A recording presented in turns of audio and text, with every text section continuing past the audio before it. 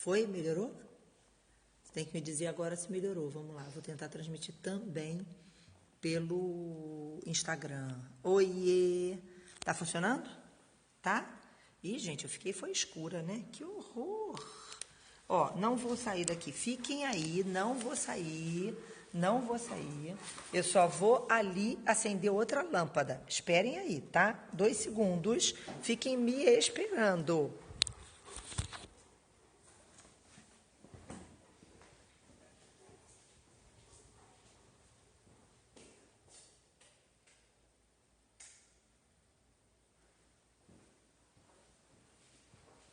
Acho que agora melhora. Ui. Vamos lá. Melhorou, né? Oh, Deus, melhorou bastante. Graças a Deus. Enfim, o cachorro vai passar, não consegue ver dessa tela cheia. Como é que é negócio de tela cheia, gente? Que eu não sei. É, a gente vira o coisa? É? Quais os nomes do quê? Dos cães? Ah, Stark Pepper, se for dos cães. Que chato, tá travando. É, na verdade, gente, aí eu já mudei a internet e tudo. Tá péssima ainda, Valentina? É? Ui. Eu não saí do CES não, amor. Tá doido? De jeito nenhum. Tá? Assim melhora? Não. Melhora assim? Ah. Pronto, vamos lá.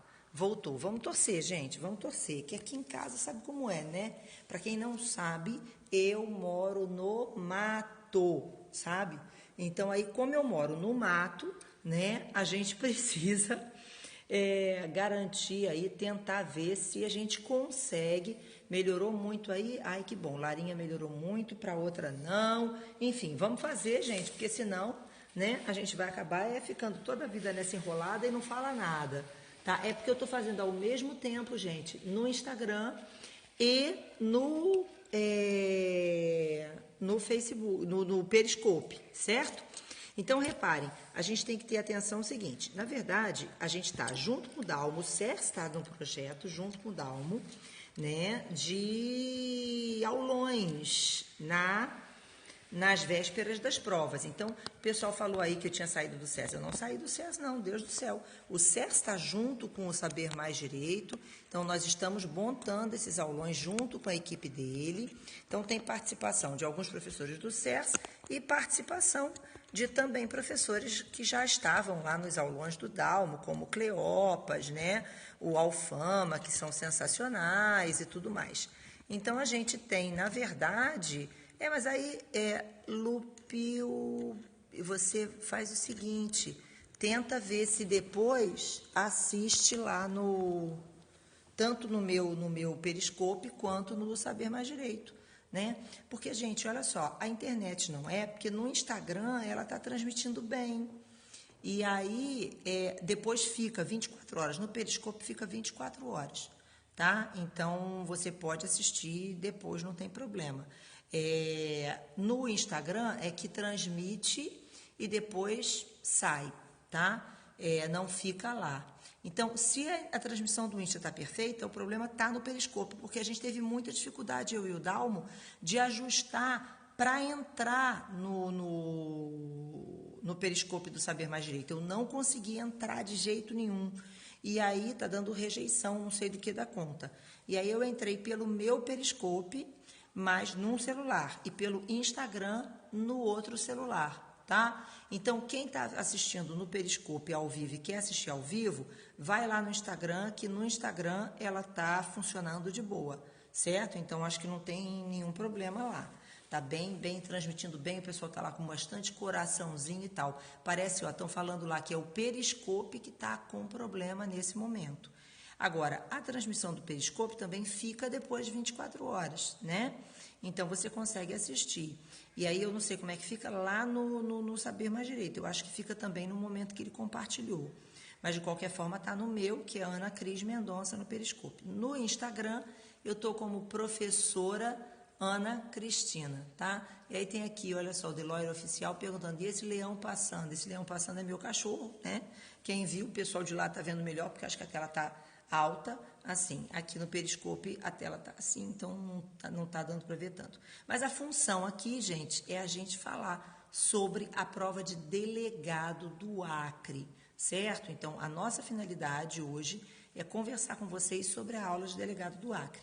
A gente sabe que agora, no próximo dia 7, não é isso? Vai haver a prova no Acre, a prova de delegado. É uma prova que a gente tem que realmente ter uma certa... Depois a gente fala sobre a segunda fase. Nesse momento, nós vamos falar sobre a prova do Acre, tá?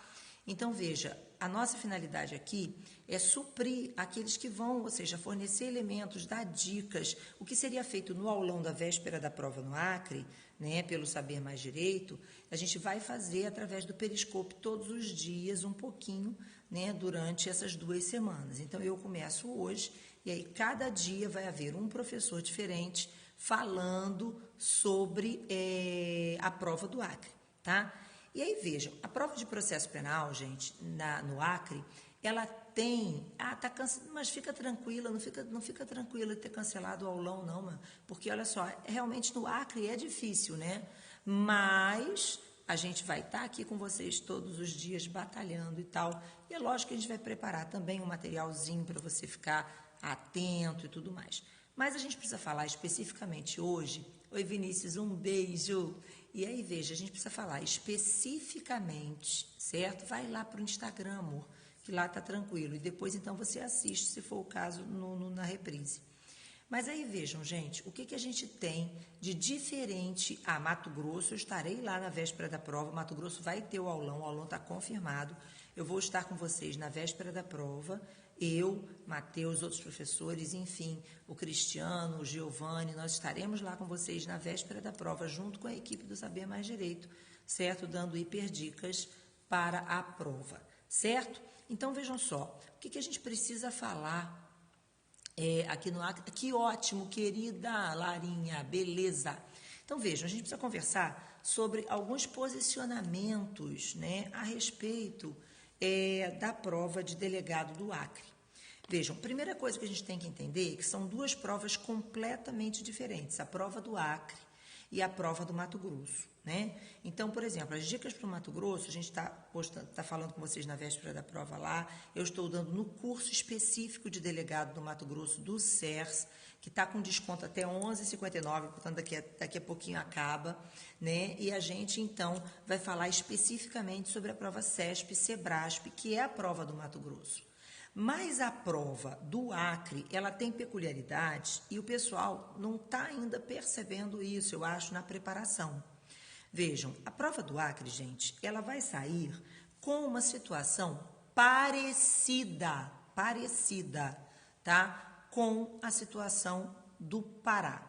Então, nós tivemos uma prova do Pará no ano passado, não foi? Que teve aquele problema da anulação na primeira parte da prova. E aí, Douglas, vai lá para o Instagram, que lá está funcionando de boa. O problema não é na minha casa, porque o Instagram está transmitindo perfeitamente. O problema é o Periscope mesmo. O Periscope está com um problema hoje, aparentemente, certo? Então, o que acontece, gente? A prova do Acre, ela vai ter muita semelhança com a prova do Pará. A prova do Pará, nós vimos, foi organizada pela FUNCAB, né? A maioria de vocês não sabe, a FUNCAB é uma banca aqui de Niterói, que é onde eu moro, certo? Da mesma forma que a banca que agora vai fazer a prova do Acre. Então, a FUNCAB faz a prova do Rio de Janeiro, fez uma prova para o Espírito Santo, fez algumas outras provas, mas a prova do Pará, ela foi muito semelhante à prova do Rio. E tudo indica, pelo edital que foi publicado, certo? Ela, na verdade, tinha um posicionamento da mesma banca do Rio de Janeiro, certo? O vídeo fica para ver depois, fica tranquilo. Então, as posições da FUNCAB, certo? São posições semelhantes àquelas que você vai encontrar na prova do Acre, no próximo dia 7, certo? Então, você vê pelo edital, pelo formato do edital, a menção dentro da estrutura da banca, dentro do conteúdo programático de processo penal, apresenta uma inclinação garantista. E aí, gente, é aquilo que eu estou falando do Periscope, tá? O Periscope está com um defeito, o pessoal está reclamando que está ruim. Mas olha só, o Periscope está com um problema. A gente custou a conseguir entrar, aparentemente é um problema do Periscope, não é a minha internet, porque lá, olha, o pessoal que está assistindo no Instagram está tranquilo, certo? Então, alguns estão conseguindo ver, outros não estão conseguindo. Então, não adianta a gente ficar agora, tá travando e tal, porque vai piorar ainda a transmissão, né? Então, tá vendo? O Periscope do PC parece que está tranquilo, certo? E vocês têm também a opção de assistir depois. Ou então eu estou transmitindo pelo professor Ana Cristina no Instagram, tá? E aí, veja só, gente, o que a gente precisa entender dessa situação? A prova do Acre, ela tem peculiaridades e tem posições de banca examinadora específica. Pelo que a gente consegue entender, vejam, quem vai fazer a prova do Acre é a mesma pessoa que faz as provas do Rio e que faz as provas, fez a prova do Pará. E aí a influência, se não for ele próprio, a influência dele aparentemente é enorme, que é a situação de uma banca garantista, a questão do André Nicoliti, os posicionamentos que ele apresenta no livro dele, que não são posicionamentos simples, são posicionamentos minoritários, mas que são cobrados na prova. E aí a gente precisa entender, veja, a situação seguinte. Veja, essa questão neocantista sobre a coisificação do acusado, estão me perguntando ali, está dizendo assim, olha, a professora a prova do IBAD teve uma questão sobre a teoria neocantista sobre a coisificação do acusado. Isso diz respeito ao princípio da dignidade da pessoa humana, certo? E aquela fórmula do IG, que na verdade exatamente trabalha com a ideia de que o homem não pode ser considerado um objeto. Né? Isso caiu na prova do Pará, isso tem uma tendência de cair também na prova do Acre, no momento em que o edital indica a dignidade da pessoa humana como um ponto de destaque, certo? Mas vejam, eu preciso que você entenda o seguinte, primeira coisa olha, as provas elaboradas pelo Nicoliti ou por pessoas que sejam afetas aos posicionamentos garantistas não são provas que fechem os olhos à posição majoritária. A posição majoritária, ela é também cobrada. Mas grande parte da prova, em geral, entre 30% a 40% da prova, tem posicionamentos minoritários, posicionamentos específicos, certo? Então, eu vou dar um exemplo de uma questão que caiu, por exemplo, caiu numa prova do Rio de Janeiro e que muita gente no Rio de Janeiro IBAD praticamente igual ao FUNCAB, ok? É isso que eu quero mostrar exatamente, tá? Então, o que acontece? A situação da prova do Rio de Janeiro, teve uma vez uma questão e os alunos meteram a ripa nas redes sociais. Gente, não adianta meter a ripa na banca. O que você tem, gente, é que dançar conforme a música. Você tem que chegar lá na hora da prova sabendo responder a posição majoritária, mas também sabendo responder a posição minoritária. Então, houve uma prova no Rio de Janeiro que falava sobre o princípio da verdade real ou da verdade material, certo? E essa questão, veja, ela dizia que era algo, era contrário à Constituição, ao sistema acusatório definido constitucionalmente. Na verdade, dizia assim, qual das hipóteses abaixo não se coaduna com o sistema acusatório previsto na Constituição Federal? Ou qual das hipóteses abaixo não se encontra de acordo com o sistema adotado pela Constituição Federal? E aí, veja, a resposta era o princípio da verdade real, a ideia de que o juiz possui poderes instrutórios, ainda que caráter supletivo ou complementar.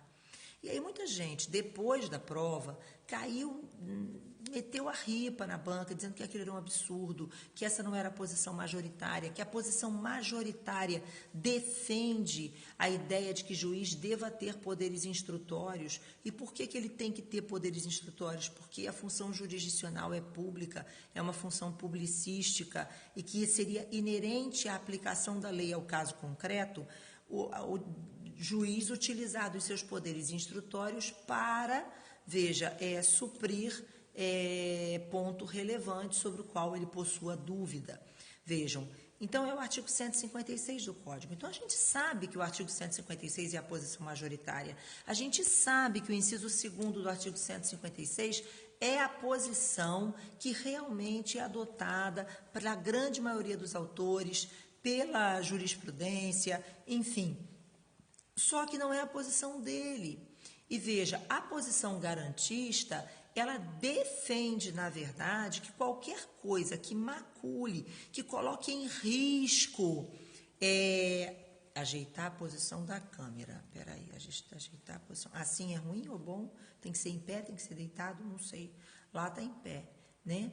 Então, veja só, gente, o que a gente tem que ter como raciocínio aqui dentro dessa situação toda? Vejam, a banca, ela vai tentar utilizar as posições dela, mas demonstrando que ele quer o posicionamento dele. Então, existirão algumas questões, não são todas, que estarão assim, olha, ou apresenta um texto relativo ao sistema acusatório ou puxando para uma posição garantista. E quando eu falo puxando para uma posição garantista, pode ser um texto que mencione ou que seja extraído do Ferradioli, certo? Pode ser um texto que puxe, por exemplo, pelo Aurí Lopes Júnior, certo? Pelo Geraldo Prado, enfim. Então, vai haver um pequeno texto acima da questão, e depois, de acordo com o texto acima indicado, de acordo com o texto acima transcrito, a posição ou a resposta correta acerca de tal ponto seria esse. Então, essa é a primeira forma dele utilizar essa cobrança. A outra forma seria ele colocar assim, o sistema processual penal vigente no país é o sistema acusatório. Neste sentido, encontra-se em desacordo, ou, entendeu? Com o sistema vigente, a seguinte situação, certo? É o reflexo, né? Porque minha lente está quebrada do celular. E aí ela dá esse reflexo, não tem jeito não, aí tem que ficar mesmo, tá? É porque ela está toda, caiu no chão, espatifou a lente, certo? Então, veja, o Nicolite, gente, é que vai fazer diferença na hora da prova do Acre, não tem jeito não. Mas a ideia é exatamente eu chegar aqui e passar para você os pontos principais, o que ele defende, o que ele não defende, certo? Então, você tem o seguinte, veja bem, primeira situação importante. Vejam, todo garantista, todo autor garantista defende, veja, a imparcialidade do julgador, ok? Então, todo autor garantista defende a imparcialidade do juiz.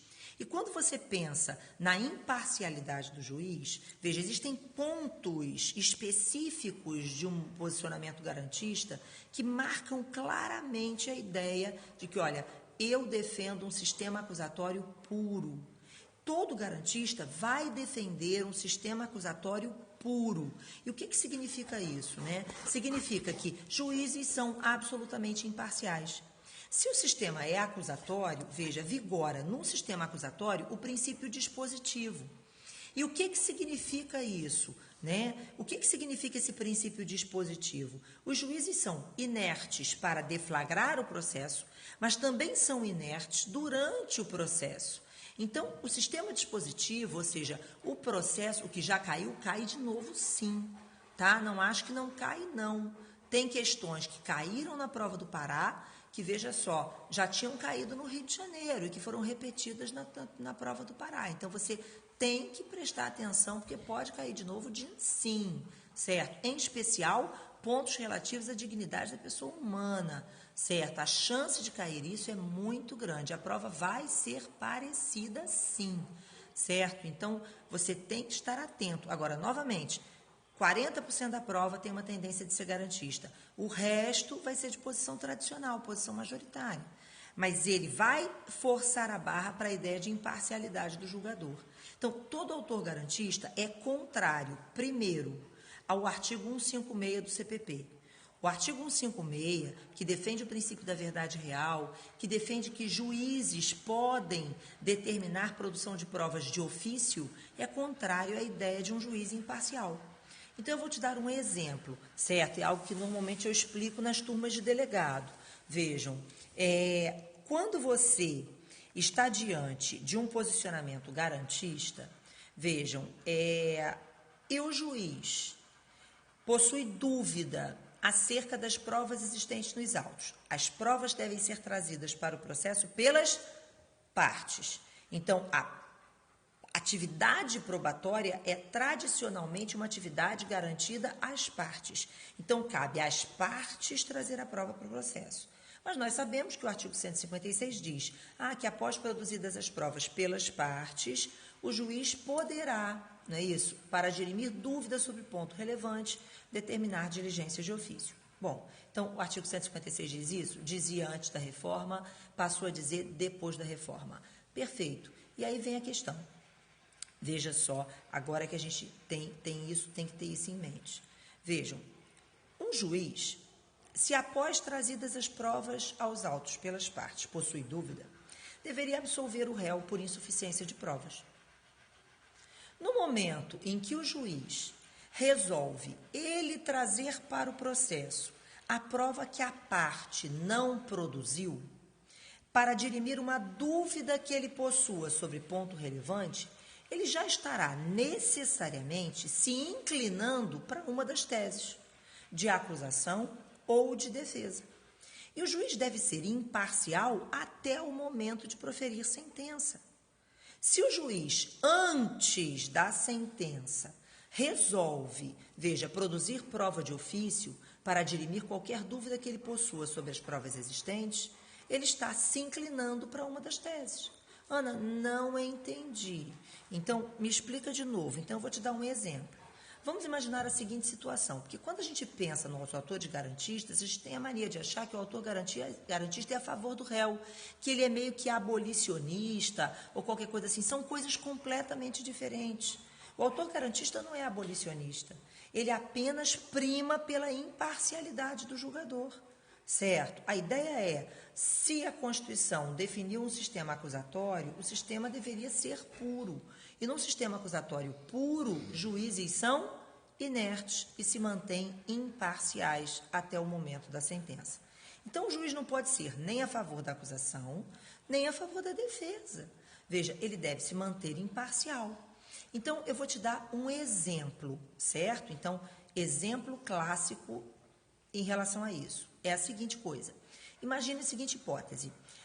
O Ministério Público ofereceu a denúncia, indicando que naquele dia, naquele horário, naquele local, o indivíduo passou correndo pela vítima e empregando na vítima violência consistente num empurrão, empurrou a vítima, jogou ao chão, puxou a bolsa da vítima e fugiu. Então, isso é o que diz a denúncia. Certo? Então, quem é que disse que o denunciado estava naquele local? O Ministério Público. Quem é que disse que o denunciado passou correndo pela vítima? O Ministério Público.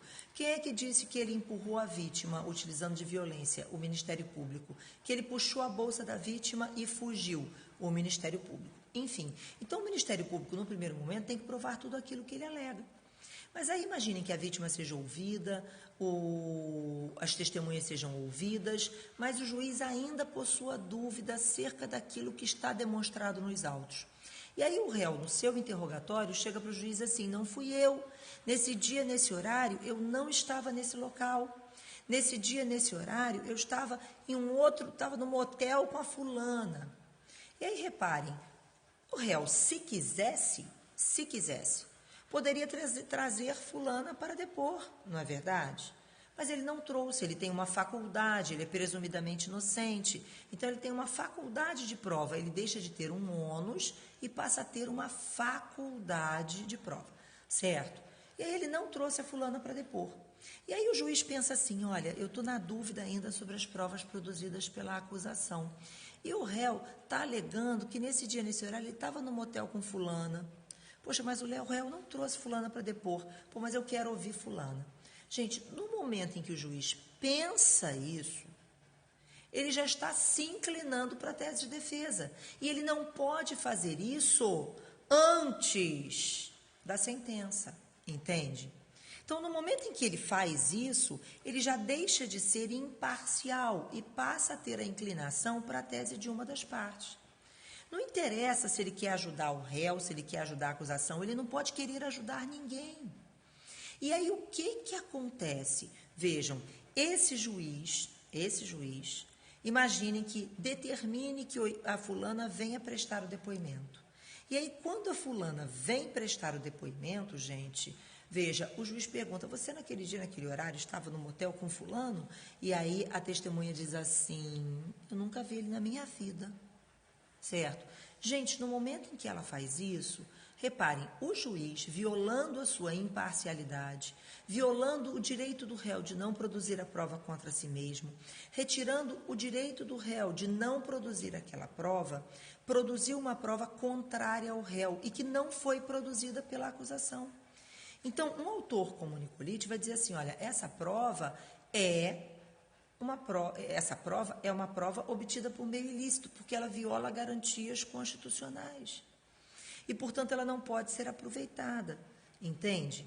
Então, o garantista, ele não é nem a favor, nem contra, certo, o réu.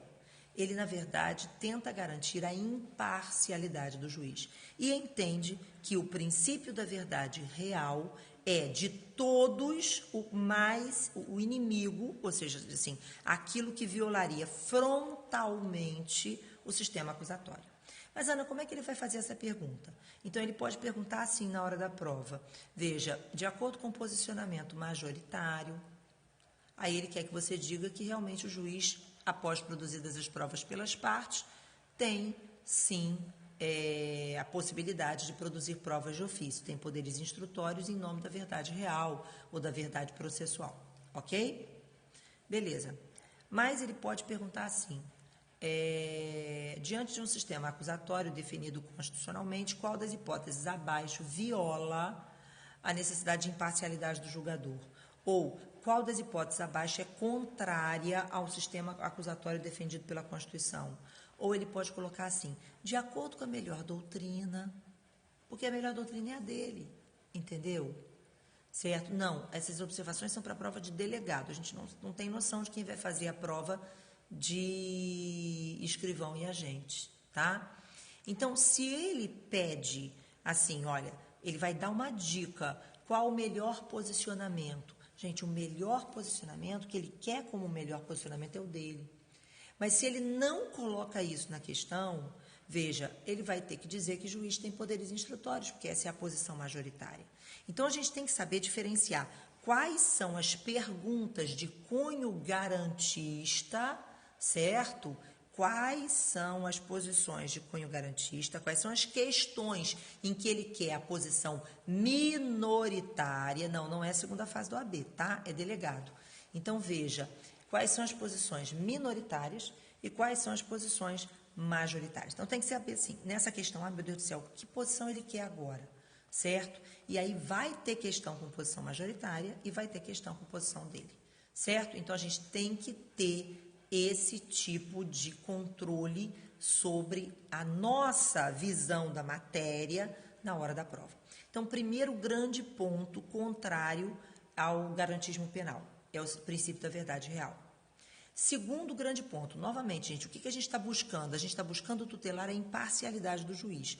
Então, tudo aquilo que vai contra a ideia de um juiz completamente imparcial é contra o posicionamento garantista, certo? E aí, vamos lá. Segundo ponto, né? Gente, todo autor garantista é contrário ao artigo 28 do CPP. Todo autor garantista não gosta do artigo 28.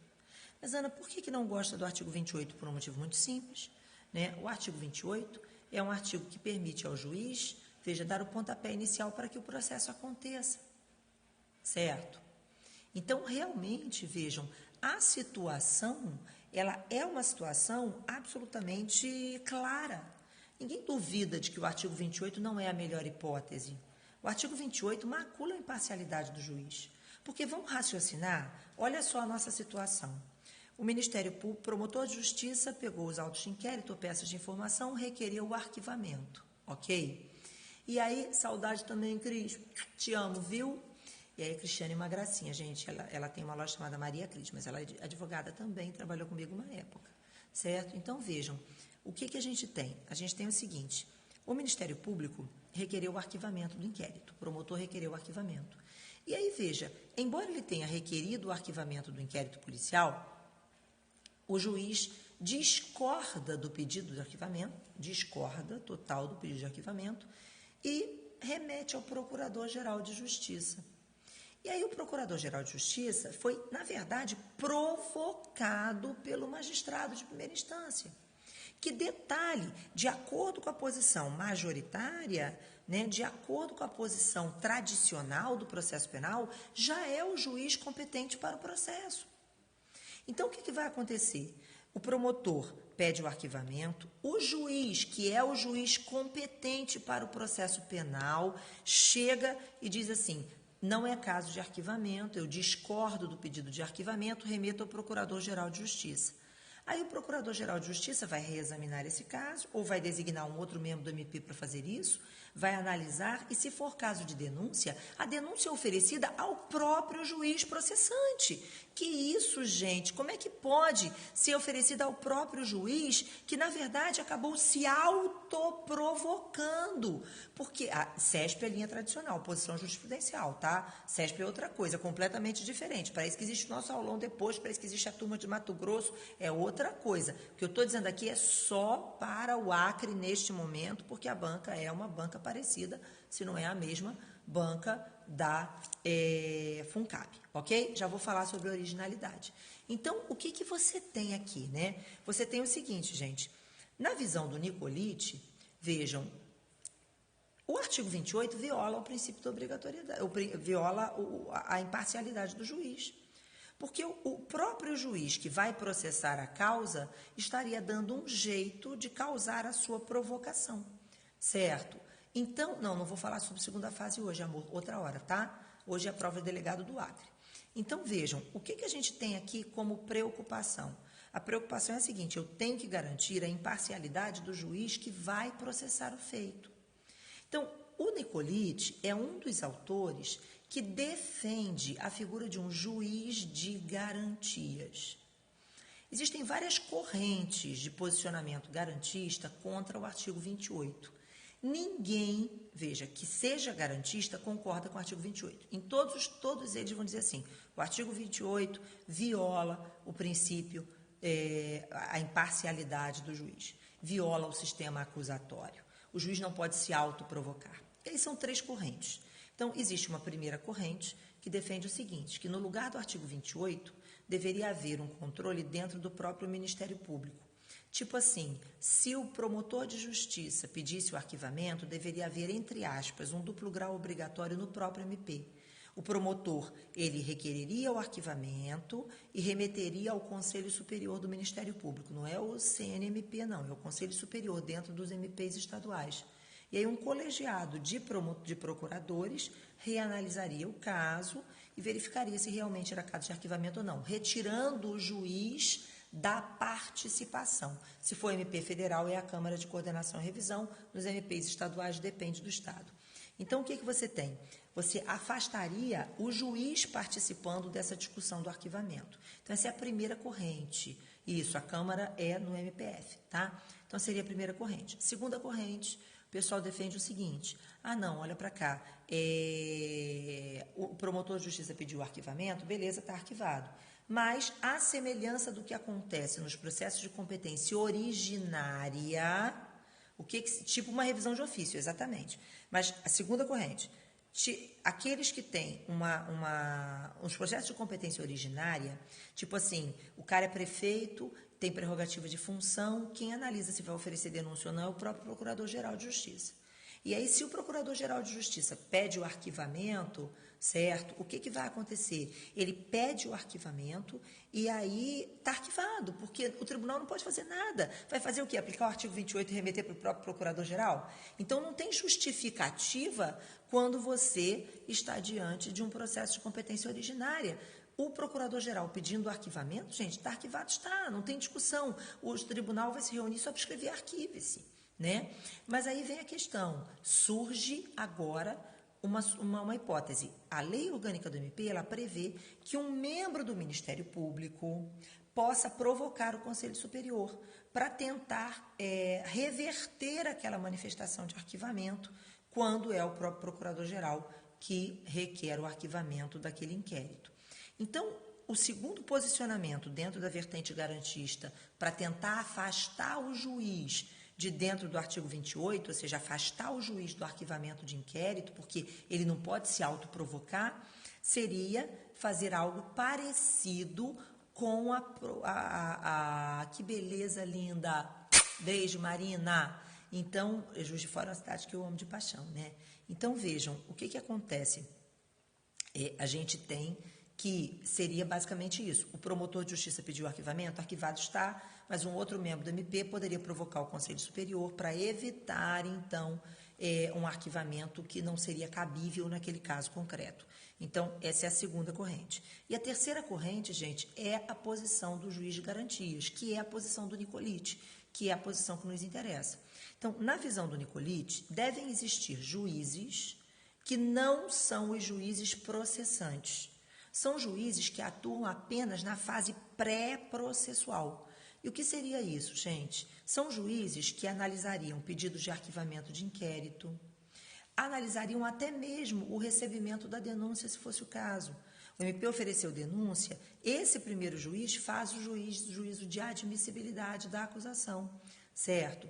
Ele analisaria medidas cautelares, então o juiz de garantia seria o juiz que deferiria ou indeferiria com um pedido de interceptação telefônica, por exemplo, ou um pedido de prisão cautelar durante a fase de inquérito. Ele seria também o juiz a analisar, veja a legalidade do flagrante, se é caso de concessão de liberdade provisória, decretar prisão preventiva e tudo mais, certo? E aí, veja, esse juiz de garantia jamais seria o juiz do processo, entendeu? Então, o que seria? Existiriam juízes que estariam ali apenas para atuar na fase pré-processual. Se a denúncia fosse oferecida e recebida, aí ela vai ser distribuída para um outro juiz. E aí o que acontece? Este outro juiz não se manifestou na fase inquisitorial e por isso ele estaria resguardado em sua imparcialidade. Essa posição do Nicolite, do juiz de garantia, já é adotada em alguns estados, né? E é a posição do novo Código de Processo Penal, esse código que está tramitando no Congresso, olha, há muito tempo, certo? Ela, então, é a posição que vai ser adotada por esse código. A Justiça Federal, ela na verdade, evita, né, ela é contra a ideia do juiz de garantias, acha que não tem como implementar isso, mas a posição do novo CPP, esse que está tramitando, que a gente não sabe quando vem, né, é uma posição pelo juiz de garantias e, portanto, é uma posição que consagra aí o posicionamento do Nicolite. Já o Rangel, por exemplo, que também é garantista, né, e já foi, por exemplo, muitos anos banca de delegado do Rio, hoje desembargador, o Rangel já defende diferente. O Rangel defende uma prevenção negativa. O que é isso? O juiz que se manifestou na fase de inquérito não pode ser o juiz do processo. Então, seria uma prevenção negativa, entendeu? Que bom, querida, que você está gostando. Estudante persistente, não sei se é homem ou se é mulher, mas que bom que você está gostando do Começando do Zero, tá? E aí, veja, então a situação é essa. Então, a gente tem que ter atenção a essa posição do juiz de garantias, certo? Então, esse é um posicionamento do Nicolite também importante. Então, novamente, todo autor garantista vai sustentar 3 pontos que garantem a imparcialidade do juiz. Quais são os 3 pontos? Primeiro, sou contra o artigo 156, não gosto da verdade real. Segunda posição, já vou falar sobre isso. Segunda posição, certo? É a posição de que o artigo 28 seria inconstitucional, deve-se criar um juiz de garantias, certo? E esse juiz de garantias, ele vai, na verdade, analisar tudo que for necessário durante a fase inquisitorial, todas as medidas cautelares, etc., certo? Então, esse juiz de garantias é a posição do Nicolite, tá? E a terceira corrente, gente, o terceiro posicionamento, que é também um marco, como identificar um autor garantista? Ele vai acreditar nesses 3 pontos. É o seguinte, se o Ministério Público, gente, se o Ministério Público se manifesta, tá, pela absolvição em sede de memoriais, de alegações finais, é isso, gente, deixa eu falar de novo aqui, o Dalmo está escrevendo aí, pessoal do Periscope, que a nossa aula está sendo transmitida pelo Instagram, pelo meu Instagram, professora Ana Cristina. Por quê? Porque aqui no Periscope está tendo um problema do Periscope. Então, o que acontece? Está travando muito, a gente não está conseguindo transmitir, não conseguiu entrar no Periscope do Saber Mais Direito. Então, eu estou transmitindo pelo Periscope ao mesmo tempo em que eu estou transmitindo pelo Instagram, lá no meu professor Ana Cristina. Então, você vai lá, acompanha, ou então você segura um pouquinho para poder assistir depois na reprise, ou tenta aguentar aí mesmo travando, tá? Não sei se ainda está travando, se não está, mas é importante que você saiba que eu estou transmitindo lá ao mesmo tempo, certo? Então, vamos nós, né? O que acontece? Beijo, Romério, querido. Então, vejam, o que acontece, gente? A situação do Ministério Público é o seguinte: o Ministério Público, a gente sabe, posição majoritária. Ele faz o pedido de condenação na denúncia, certo?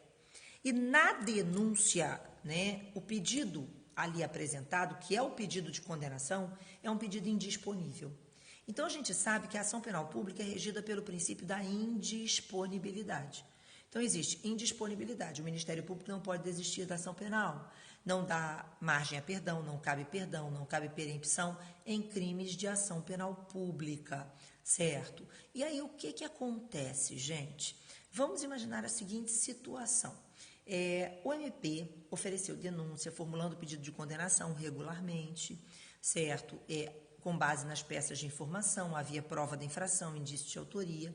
A denúncia foi recebida, o processo teve seu curso normal, a instrução probatória se realizou. Que ótimo, querido, que não está mais, né? Então, a instrução probatória, ela se realizou normalmente. E aí, no final da colheita de provas, o promotor de justiça, nós sabemos, ele é o órgão de acusação, mas ele também é custos legis. Não interessa ao custos legis, não interessa ao promotor, que não é promotor de acusação, é promotor de justiça, né? Então, vejam, não interessa ao promotor de justiça buscar a condenação de um inocente. Ficou claro? Então, se o membro do Ministério Público, ao final, já respondo sobre isso, do princípio da insignificância, tá?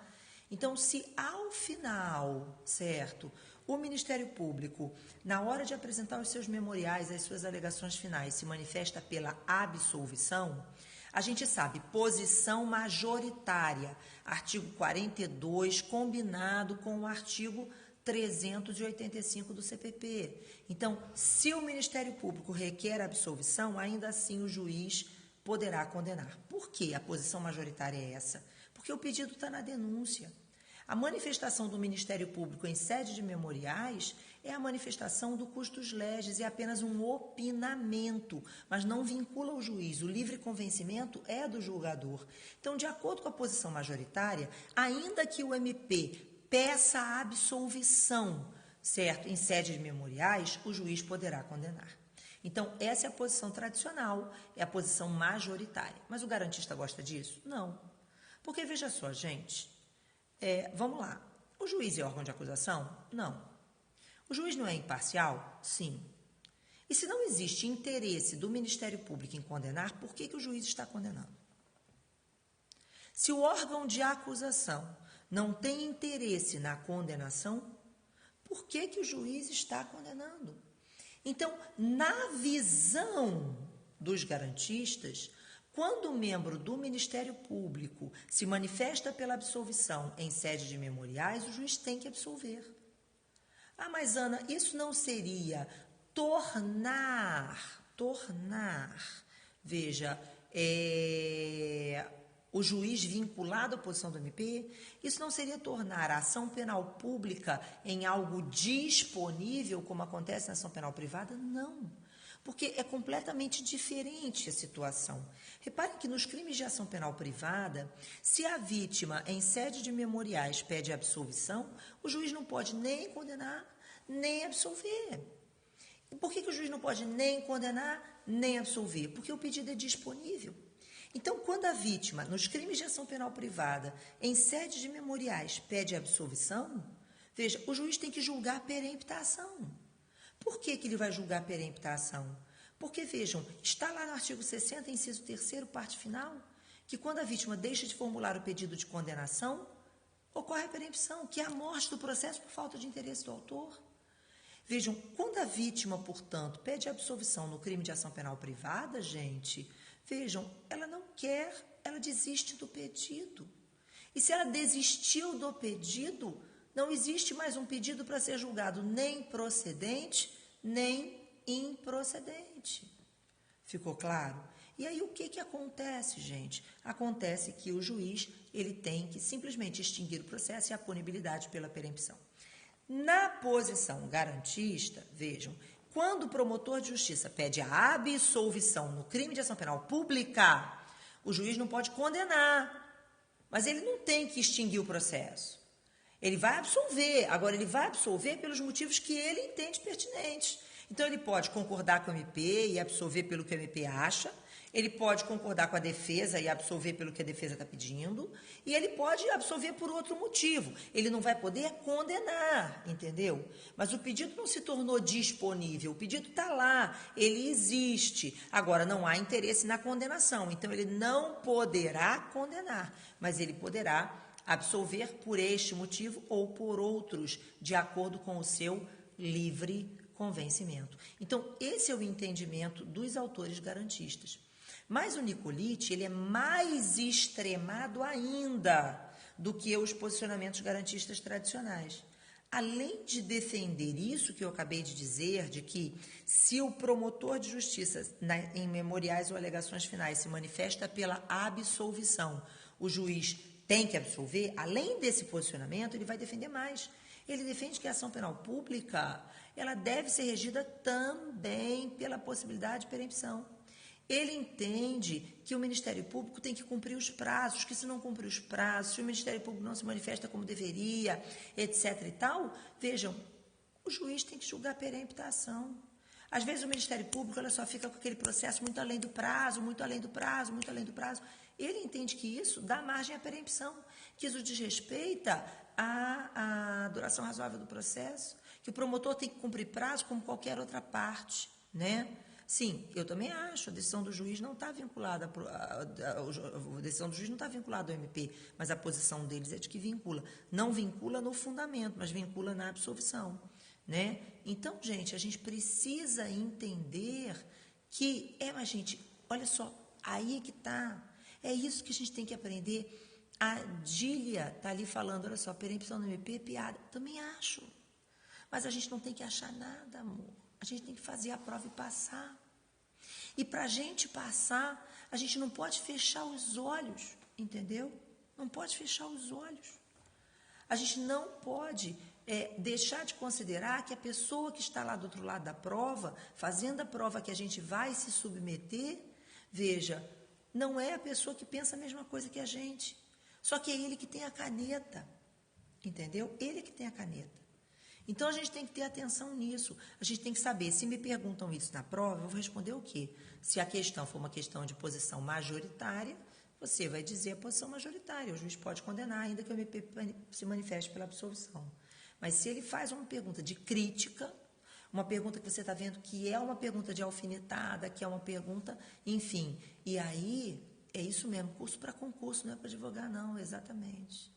Mas a gente, exato. Passa primeiro, depois resolve, né? Então, o importante agora, veja, é que o candidato de cursinho, gente, de concurso, ele não tem posição, amor, ele dança conforme a música, entendeu? Depois que você passar, você discute. Então, esse é o grande lance, né? A gente tem que ter essa preocupação, né, em ser aprovado na prova. E, para isso, a gente precisa saber as correntes, a gente precisa saber tudo. Não adianta, veja, a gente ficar batendo cabeça. O importante é que o candidato de concurso sabe tudo bem? Ele sabe as correntes. A corrente aqui é essa, a corrente ali é essa. Qual que eu vou usar nessa prova, certo? E se me perguntarem sobre a posição minoritária, o que a gente faz, né? E tudo mais. Então, a gente tem que saber fazer isso, tá? Bom, então, a terceira grande posição dos garantistas é essa. Alguém me perguntou ali, tem duas coisas que me perguntaram e eu vou falar. A primeira coisa veja, ação penal privada subsidiária da pública. Ele aceita a ação penal privada subsidiária da pública? Aceita. entende ser possível a ação penal privada subsidiária da pública se o Ministério Público fica inerte, surge para a vítima, sim, o direito de oferecer a queixa, certo e tal. Só que o que ele defende é que é um absurdo, que se a vítima, passados os 6 meses, ela perde o direito de queixa, né, porque ela tem 6 meses contados da data em que o Ministério Público ficou inerte para oferecer a queixa subsidiária. E aí, se ela não exerce o direito de queixa subsidiária dentro desses 6 meses, gente, ela decai do direito. Mas aí o Ministério Público continua podendo oferecer denúncia, requerer arquivamento, né, devolver o processo para a delegacia para continuar a investigação e tal. Na visão do Nicolini, isso é um absurdo. Qual é a sanção sofrida pelo MP? Efetivamente, ele tem que ter sanção. O aulão do Mato Grosso vai ser sensacional, gente, com posições aí para a prova do Mato Grosso, né? Porque a gente dança conforme a música, né? Assim que tem que ser. Que posição eu vou usar nessa prova? Nessa prova eu vou usar essa, naquela outra prova eu vou usar aquela outra. Então, lá no aulão do Mato Grosso, eu vou estar lá na véspera da prova, e aí, da mesma forma que no curso do CERS de delegado do Mato Grosso, a gente está, metendo a ripa nas posições que vão interessar para a nossa prova, certo? Amanhã eu tenho outra aula de delegado do Mato Grosso, né? Então, vamos lá. Então, eu já volto na insignificância. Então, a gente precisa entender, certo, que na visão dele, o Ministério Público também deve sofrer a decadência. Ele não poderia ficar eternamente com a legitimidade, podendo oferecer a denúncia, mesmo depois de ter ficado inerte. Então, para ele, deve haver um limite de preclusão ou decadencial para o Ministério Público quando estivermos diante de um crime de ação penal pública. Então, a ideia de que o Ministério Público, certo, de que o Ministério Público teria um prazo impróprio, ele não concorda com os prazos impróprios do MP. Tudo bem? Aí vejam, uma outra pergunta que surgiu aí, tem muita gente perguntando sobre o arquivamento implícito, O que o Nicolini acha do arquivamento implícito? Ele é a favor do arquivamento implícito, tá? Mas aí vejam, o arquivamento implícito, gente, não é um posicionamento garantista, não, tá? Então, a gente tem que ter atenção a um detalhe importante. Veja só, muita gente acha que o Afrânio Silva Jardim é garantista. O Afrânio não é garantista, certo? Olha só, o Dalmo está aqui falando que o aulão do Mato Grosso está nos últimos dias pelo preço do primeiro lote, tá? Então, vamos nós. Eu já vou falar sobre a questão da insignificância, tá? Mas vamos nós, gente. O que acontece? Acontece o seguinte, o Afrânio foi o autor que defendeu, né, que sustentou, que criou a figura do arquivamento implícito. Na verdade, ele não cria, mas ele traz para dentro do processo penal brasileiro a ideia do arquivamento implícito, certo? Eu já vou falar, tá? Pode deixar. O arquivamento implícito é uma criação do Afrânio. E meu conselho, nessa reta final, é que você procure 2 vídeos no YouTube, você vai encontrar palestras do Afrânio sobre arquivamento implícito, e a outra palestra importante que eu quero que você assista para essa nossa prova é a de imputação alternativa. São 2 posicionamentos extremamente minoritários, não são adotados pela posição majoritária, certo? O arquivamento implícito e a imputação alternativa. O Nicolini defende os 2.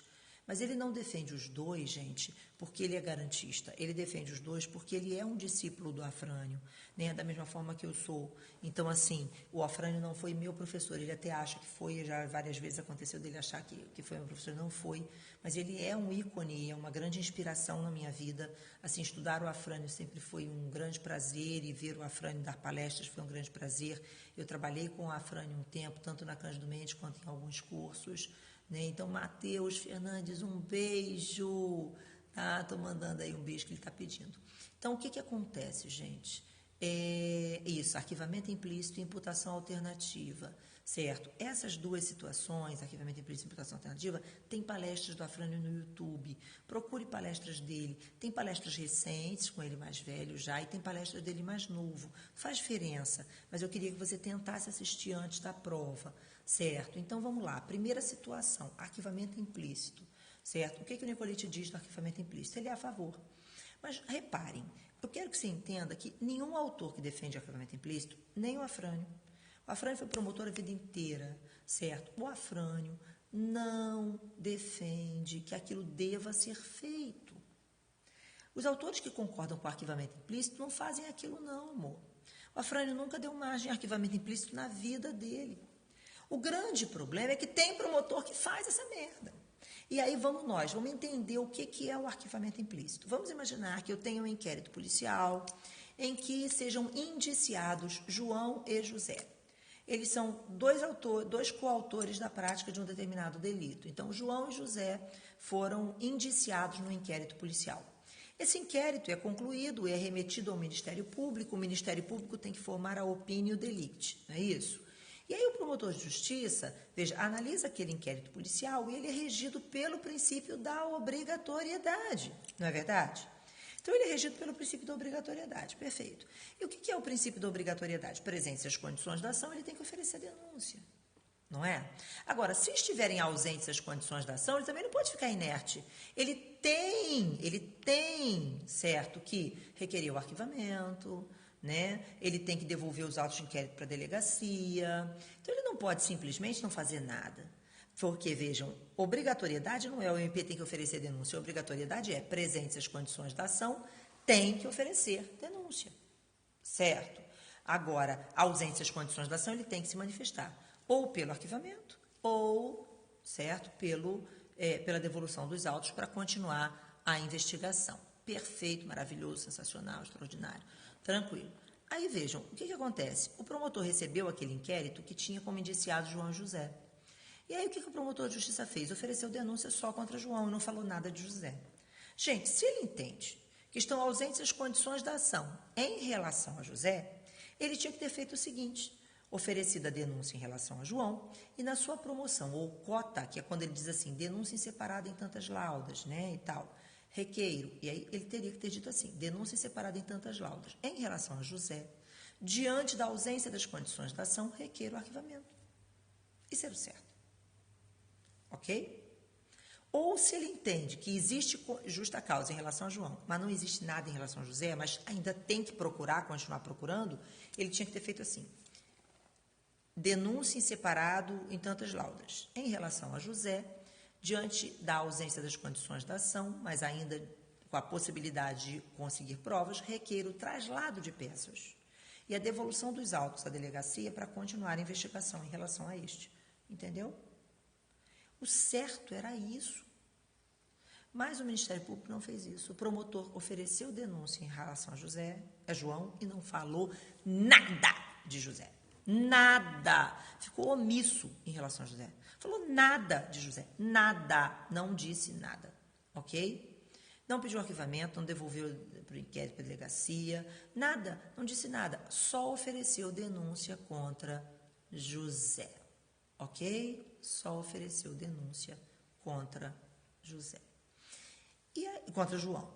E aí, veja, arquivamento, gente, é um ato administrativo complexo, né? Alguns autores defendem que é composto. Mas complexo ou composto, ele depende da participação das duas instituições. O Ministério Público, que forma a opinio delicti, e o Judiciário, que meio que homologa o arquivamento, né? Ele está dando ali uma decisão homologatória, está concordando, ele funciona como fiscal do princípio da obrigatoriedade, né? E aí vem a questão, vejam, o juiz, quando recebeu essa denúncia, parte da premissa de que ele leu, né? De que ele leu as peças de informação, de que ele leu, né, a denúncia oferecida. E se ele verificou realmente, como deveria ter feito, que a denúncia foi oferecida em relação a João e nada foi dito em relação a José, o certo era que o juiz tivesse aplicado o artigo 28, remetido ao procurador-geral para que se manifestasse em relação ao outro indiciado, né? Porque não pode ficar em aberta a situação dele, certo? Porque, reparem, não tem mais um inquérito na delegacia, que nenhum inquérito foi devolvido para lá, também não tem um processo contra José, certo? E também não foi arquivado em relação a José, né? E aí o que acontece, gente? Acontece o seguinte, o juiz, que poderia ter aplicado o artigo 28, não fez isso, somente disse, recebo a denúncia em relação a João. E José virou um nada jurídico, ele desapareceu do mapa. Então, na visão do Afrânio, isso é um absurdo. Isso viola a necessidade de segurança jurídica, viola o sistema do favor-rei, viola tudo isso. E exatamente por isso, deve-se buscar um mecanismo de controle dessa situação. Não se pode partir da premissa de que o Ministério Público não está prestando atenção no que ele fez. Né? O Ministério Público, na verdade, tem que ter omissão dupla. O MP não falou nada e o juiz também não, tá? Então, para ter arquivamento implícito, senão não acontece. Então, é preciso que o juiz tenha recebido a denúncia como foi oferecida, faltando o que estava faltando, sem nada fazer em relação àquilo, certo? Aí, nesse momento, se concretiza. Na visão deles, oh, meu Deus, agora a internet ficou ruim, viu? Então, vou fazer o seguinte, vamos abrir de novo.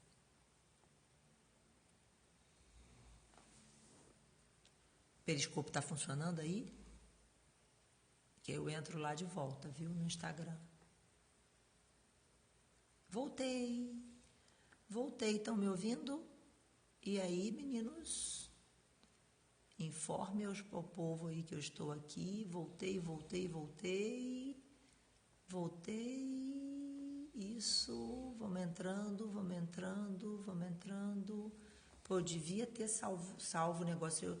Eu não sei mexer nesses troços, tinha negócio de salvar, eu não salvei. Aí agora não está no celular, eu podia botar no YouTube, né?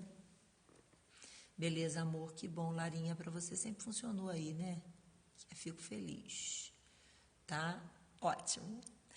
Então aqui, vamos que vamos. Posso voltar então? Voltando, né? Então vejam, na ideia do arquivamento implícito, vejam, o que a gente tem é a seguinte situação. O Ministério Público tinha diante de si peças de informação que envolviam 2 ou mais infratores ou 2 ou mais fatos. E na hora de oferecer a denúncia, o Ministério Público oferece a denúncia a menor do que o conteúdo do inquérito.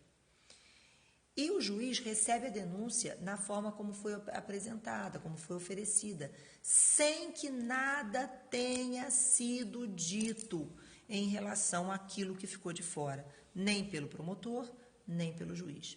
Se o que ficou de fora forem, vejam, pessoas, vejam, indiciados. Então, como no exemplo que eu dei, João e José eram indiciados. A denúncia foi oferecida só em relação a João e nada foi dito em relação a José, certo? Então, nesse caso, o que você teria? Você teria um arquivamento implícito subjetivo, certo? Mas, vamos dar um exemplo agora diferente. Imaginem que um indivíduo tenha sido indiciado pela prática de um furto qualificado com emprego de chave falsa. Exemplo, tá? E aí a denúncia é oferecida pelo furto simples, sem nada ser dito a respeito daquela qualificadora.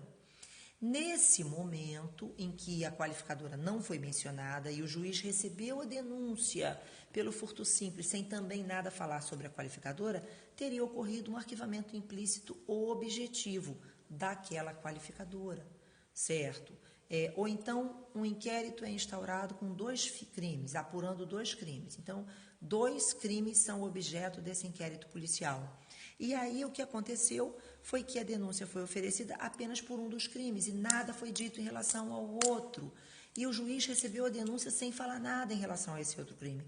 Ocorreria o arquivamento implícito objetivo, ficou de fora aquele segundo fato, certo? Ai, que bom, Bruno, que você é delegado por minha causa, eu fiquei tão feliz. Ai, você não tem noção da alegria, viu? Ai, olha, muito feliz mesmo. E aí, veja, o que a gente tem? A gente tem que, nessa figura do arquivamento implícito, né, a gente passa pela seguinte situação.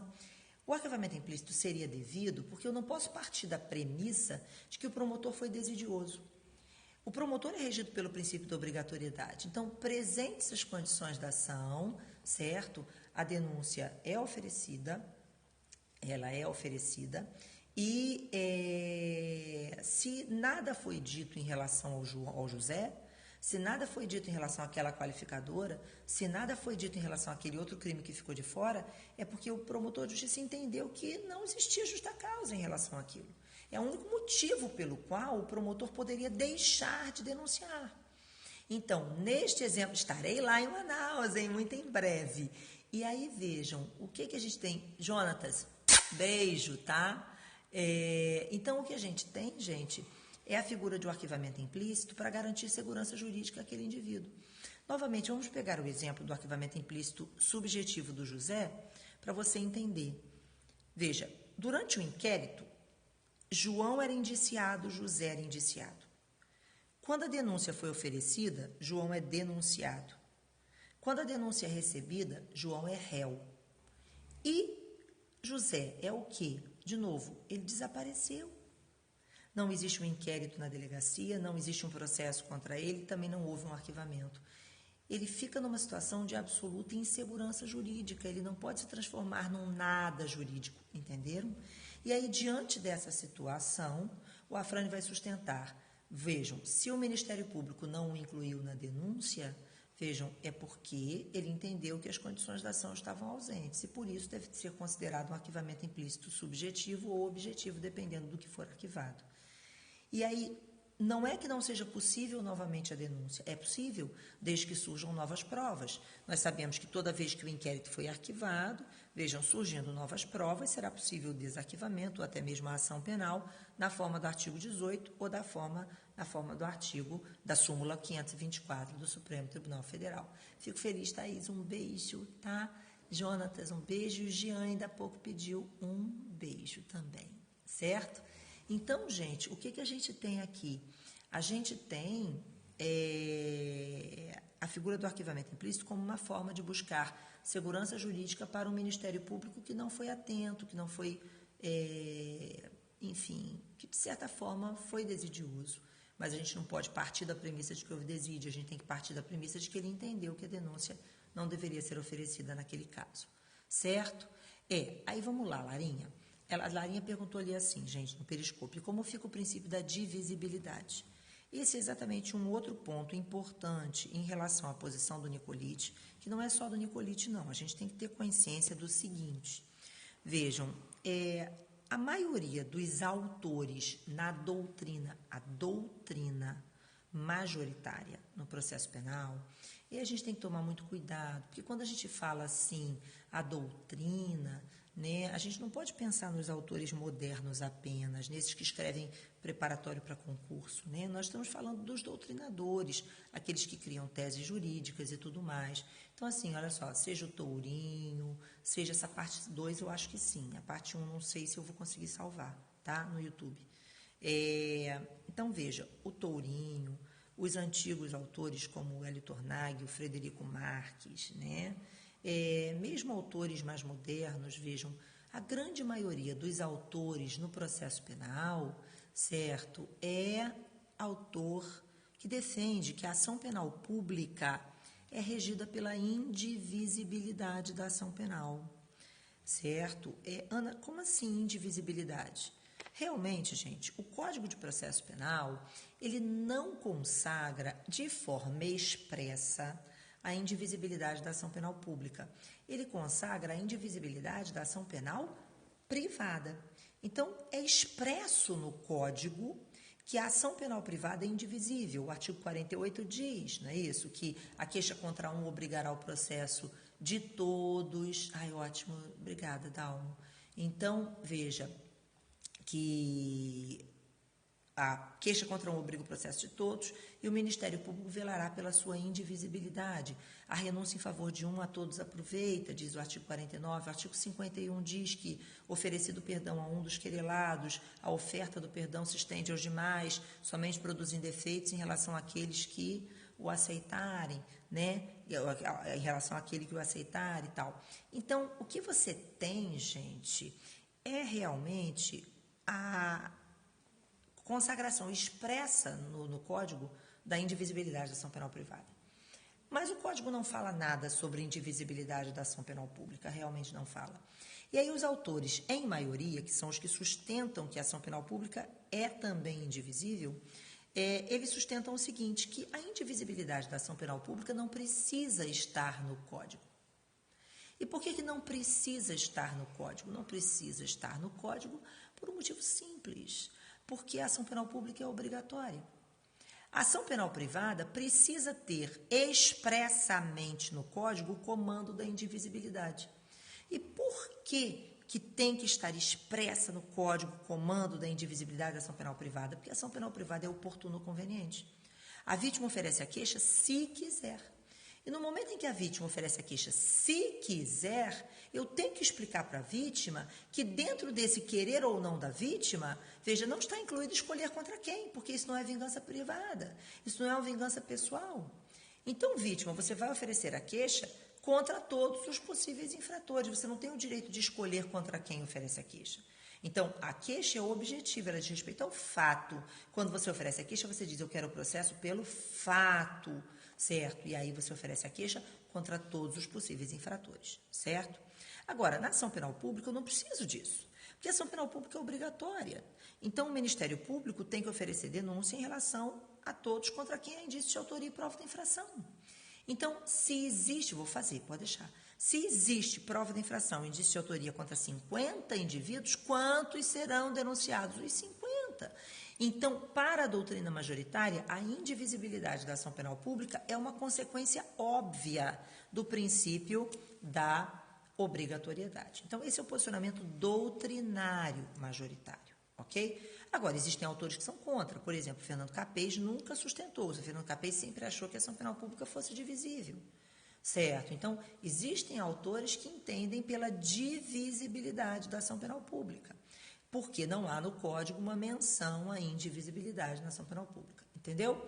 E aí vem um problema. Veja, vai lá, se você está aí, assiste lá no Instagram, ou então depois vai ficar no Periscope, tá? Porque o Periscope está com um problema essa noite. É um problema do Periscope. E aí o que está acontecendo é que ele está travando muito, a gente custou a entrar e tal. Mas no Instagram está correndo normal e depois eu vou postar também esse vídeo no YouTube, tá? E aí, presta atenção agora, gente. Então, existe uma primeira corrente que defende a ação penal pública é obrigatória e é, consequentemente, indivisível, ok? Segunda corrente, que a ação penal pública é divisível, porque o Ministério Público poderia oferecer a denúncia contra A e requerer o arquivamento em relação a B. Então, repare, Larinha, que não é o MP ficar inerte, não, tá? Não é ele não falar nada em relação a B.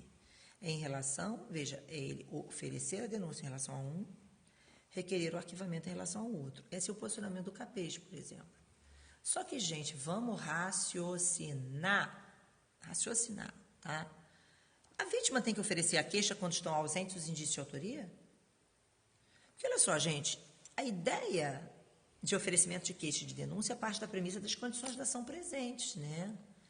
E aí, calma, Paulo, vamos chegar lá, tá? Então, a gente tem que tomar cuidado, né, com essa ideia. Peraí, a ação penal pública é divisível, por quê? Porque o MP requeriu o arquivamento, mas peraí, o MP requeriu o arquivamento porque não podia oferecer denúncia, porque não tem indício de autoria contra aquela pessoa, né? E aí é muito criticada essa posição do Capês.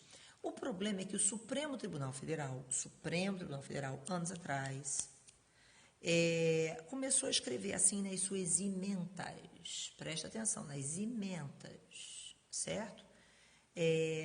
Escreve assim: não vigora na ação penal pública o princípio da indivisibilidade. E aí, quando o Supremo escreve isso na sua ementa, você que lê rápido, ou aquele cara que dá a prova do CESP, que pega aquela ementa, né, e coloca aquilo ali, ó, rapidinho ali na prova, sem ler o inteiro teor daquele acórdão e tudo mais, acha assim, bom, se não vigora na ação penal pública o princípio da indivisibilidade, é porque a ação penal pública é divisível. Putz, que merda, né? E os próprios ministros do Supremo começaram a vestir essa ideia, né? E aí, há pouco tempo atrás, até saiu a ação penal pública é regida pela divisibilidade no Supremo Tribunal Federal, certo? E aí, gente, isso tem criado muitos problemas na hora das provas, né? Porque existem muitas divergências. Existe ainda uma terceira corrente. E essa terceira corrente defende o seguinte, que a indivisibilidade só existe se houver discricionariedade. A ação penal pública não é nem divisível nem indivisível, porque o princípio da obrigatoriedade se basta. Ele não precisa de um segundo princípio, né? Que, na verdade, A indivisibilidade é algo que só se faz necessário quando há oportunidade ou conveniência. Exatamente. Então, vou te dar um exemplo. O examinador do Ministério Público do Rio de Janeiro, que é o Marcelo Lessa Bastos, defende essa terceira corrente, né? O Capês defende a segunda. O Torinho, os autores clássicos, o Nicolite, o Afrânio, enfim, defendem que a ação penal pública é indivisível, o Rangel, né? Então, são 3 correntes, Alberto. Mas aí vamos lá. Então, nós, prova do Acre. Para a prova do Acre, posição tradicional, doutrinária, posição do Nicolite. E aí alguém falou assim, o Nicolite é o autor da prova do Rio, mas eu não acredito que ele faça a do Acre. Gente, aquele edital, aquele conteúdo programático, ele fez a do Pará, tá? Então, lembrem-se, ele fez a do Pará, ele e os Gilabertos, certo? E tudo indica que eles estão na prova do Acre, sim. Até porque, vamos nos lembrar, ele é de Niterói e a banca também é de Niterói e tudo mais, certo? Então, o que acontece, gente? A gente precisa entender que a prova do Acre vai provavelmente adotar o princípio da indivisibilidade. A ação penal pública é obrigatória e, consequentemente, indivisível, certo? Mas, Ana, e a prova do Mato Grosso?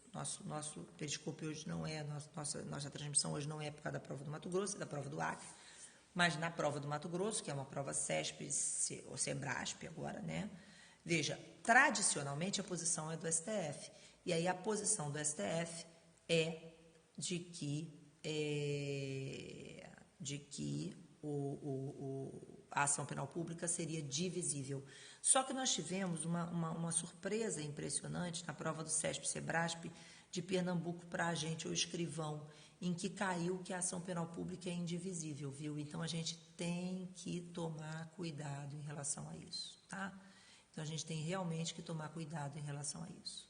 Aí alguém me perguntou ali assim, eu sou do Pará, eu não entendi. É porque o Nicolite foi o examinador da prova de delegado do Pará recentemente, a prova de 2016, tá? Um beijo, Mi, tá? Um abraço também. E o Nicolite é o examinador que faz a prova de delegado do Rio. E esse mesmo autor, que é o Nicolite, né? Eu não sei o que houve, que o teclado subiu aqui. Por que o teclado subiu? Enfim, esse mesmo autor, que é o Nicolite, ele não é apenas da Vara de Violência Doméstica de Niterói, gente. Ele mora em Niterói, sabe? Ele mora em Niterói, é daqui. As questões são realmente questões voltadas para o posicionamento dele, tá? E aí o que acontece é que ele provavelmente vai fazer a prova do Acre, se não é ele, é alguém muito afeto, porque tudo indica, naquele edital, tá a cara dele, certo? Então, a gente tem essa quase certeza aí, né? Mas, assim, o importante é você lembrar que você tem que estar preparado para uma prova dessa, tanto com posições minoritárias quanto com as posições majoritárias, certo? E, nesse caso, o que a gente tem é realmente as duas vertentes em tudo quanto é banca examinadora. Mas, nesse caso, você tem que tomar cuidado com as provas com as questões minoritárias do Nicolite, que são minoritárias mesmo. E a gente, às vezes, acha que a minoritária não é cobrada ou que anula a questão, não anula, não, tá? Então, arquivamento implícito era isso, né? Falei sobre arquivamento implícito. Ana, o que é imputação alternativa? Imputação alternativa é uma outra tese do Afrânio. A maioria dos autores não aceita imputação alternativa, mesmo os garantistas, certo? Penal, provavelmente, não sei, tá? Acredito que sim. Ele perguntou ali se penal será com Gilabert, eu acredito que sim, tá? Não tenho certeza não, certo? Mas acho que sim. Não, Nicolite não é CESP. CESP não tem divulgação de nome de banca, a gente não sabe quem é a banca, tá? E aí CESP vai ser sempre posição majoritária e posição da jurisprudência, tá? Mas aí a gente vai estar lá na véspera da prova, no Saber Mais Direito, lá com vocês no aulão, né? E também estamos na turma do Mato Grosso, do CERS, né? Que é uma turma de exercício. Não somos parceiros, exatamente. O CERS e o Saber Mais Direito têm agora uma parceria, certo? E aí, vamos lá, gente. Então, a imputação alternativa é uma outra situação interessante. Eu já falo sobre a originalidade, não esqueci da insignificância, não, tá? O que acontece, gente? A imputação alternativa, ela não é aceita pelos autores. Por quê? Nem pelos autores, nem pela jurisprudência. Porque a imputação alternativa, para a maioria, demonstra que o Ministério Público, na verdade, não formou a opinião delicti. Então, reparem, o que seria a figura da imputação alternativa, né? Seria o seguinte: vamos imaginar que o Ministério Público esteja diante de peças de informação, em especial o inquérito policial. É muito importante isso, existem alguns requisitos que o Afrânio sustenta para que se considere imputação alternativa, né? O primeiro requisito é que tenha um inquérito instaurado, que esse inquérito tenha esgotado todas as diligências possíveis, certo? Então, todas as diligências foram esgotadas. Então, o inquérito foi concluído, não há mais o que apurar, não há mais diligências a realizar e realmente existe prova de que um crime aconteceu, existem indícios de autoria, só que, veja, as provas, elas reportam ou a um crime ou a outro. Vamos dar um exemplo. Veja, você está naquele liame, aquela linha tênue diante das provas até então existentes, um crime aconteceu. Eu tenho prova de um crime, mas eu não estou na dúvida. Imagine que eu esteja na dúvida se esse exemplo foi realmente de roubo ou se esse caso foi realmente extorsão. Entendeu? Assim, eu estou na dúvida entre roubo e extorsão. Sabe? Estou na dúvida. E não consegui ainda que a prova me fornecesse elementos. Mas já tem prova de infração, já tem indício de autoria. Mas foi extorsão ou foi roubo? E aí o Ministério Público faria uma imputação alternativa. Ele viria dizendo, olha só, ou foi isso, diante do conjunto probatório existente, ou foi isso ou foi aquilo. Entendeu? Isso é a imputação alternativa objetiva. Certo? A outra hipótese seria a imputação alternativa subjetiva. E aí, como é que é isso, imputação alternativa subjetiva? É quando você tem aqui, veja, cuidado, não é autoria imediata, tá? Não é isso. Mas é a seguinte situação: eu tenho indício suficiente de autoria contra A e também contra B, mas eles não praticaram os dois, ou foi um ou foi o outro. Entendeu? Ou foi um ou foi o outro. E aí a denúncia é oferecida, olha, ou foi um ou foi o outro. Para a posição majoritária, muito bem colocada ali pelo Ayrton, né, para a posição majoritária, isso demonstra que o Ministério Público não tem certeza de nada e que isso prejudica o exercício do direito de defesa. Mas o Afrânio entende que não, que você apenas amplia o tema probando e que, portanto, seria possível ao réu, desde logo, se defender ou de uma coisa ou da outra, desde que esteja corretamente narrado. Tá? Tenho muito sono, amor. Certo? Mas a gente vai aguentando aqui. E aí, vejam, então a gente tem, realmente, na imputação alternativa, uma fragilidade muito grande na acusação. Mas a posição do Afrânio é a de que, desde que aqueles requisitos por ele indicados estejam presentes, né, a imputação alternativa seria possível. Né?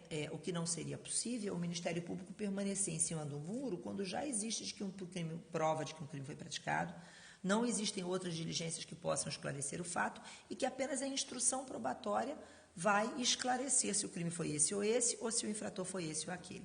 Entendeu?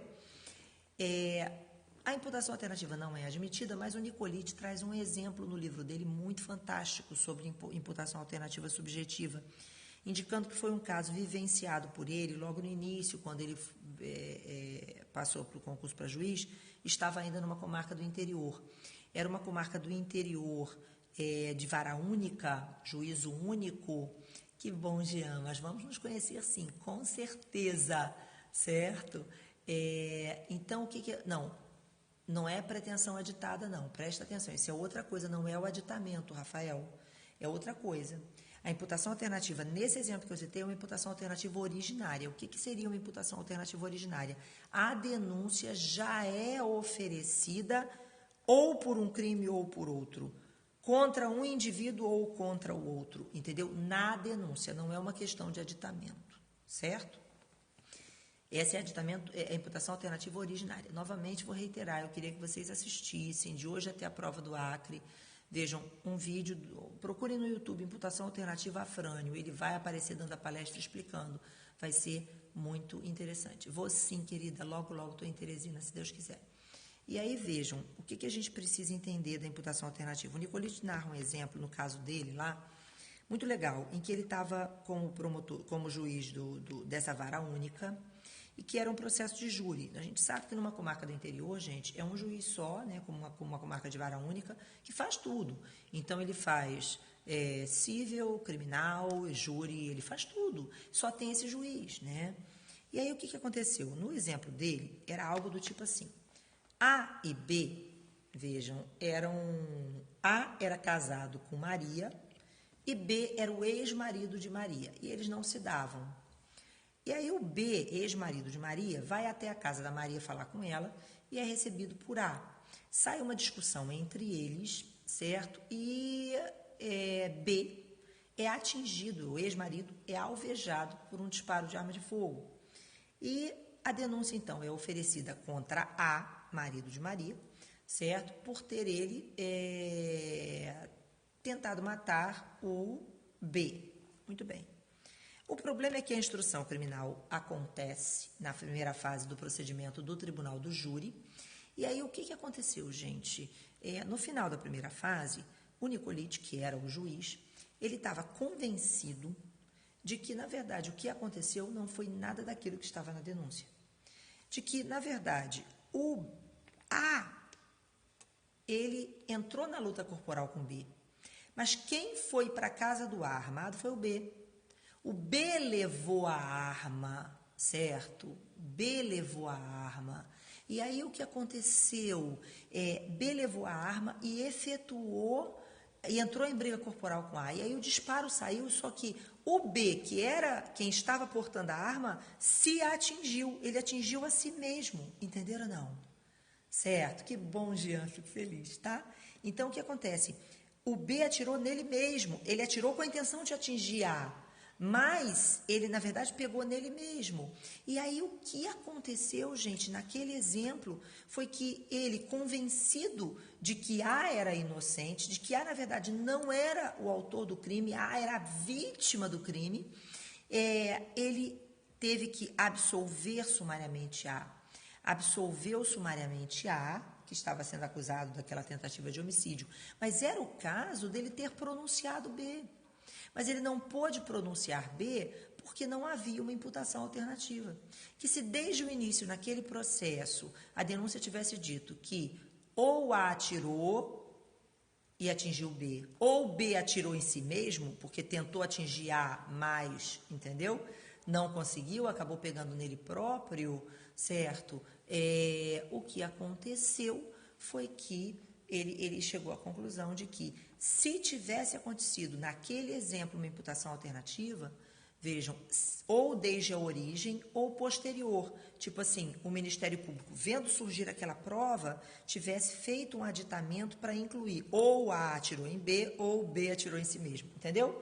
Ou um ou outro. Ele poderia ter, desde logo, pronunciado o B pela tentativa de homicídio e absolvido sumariamente o A.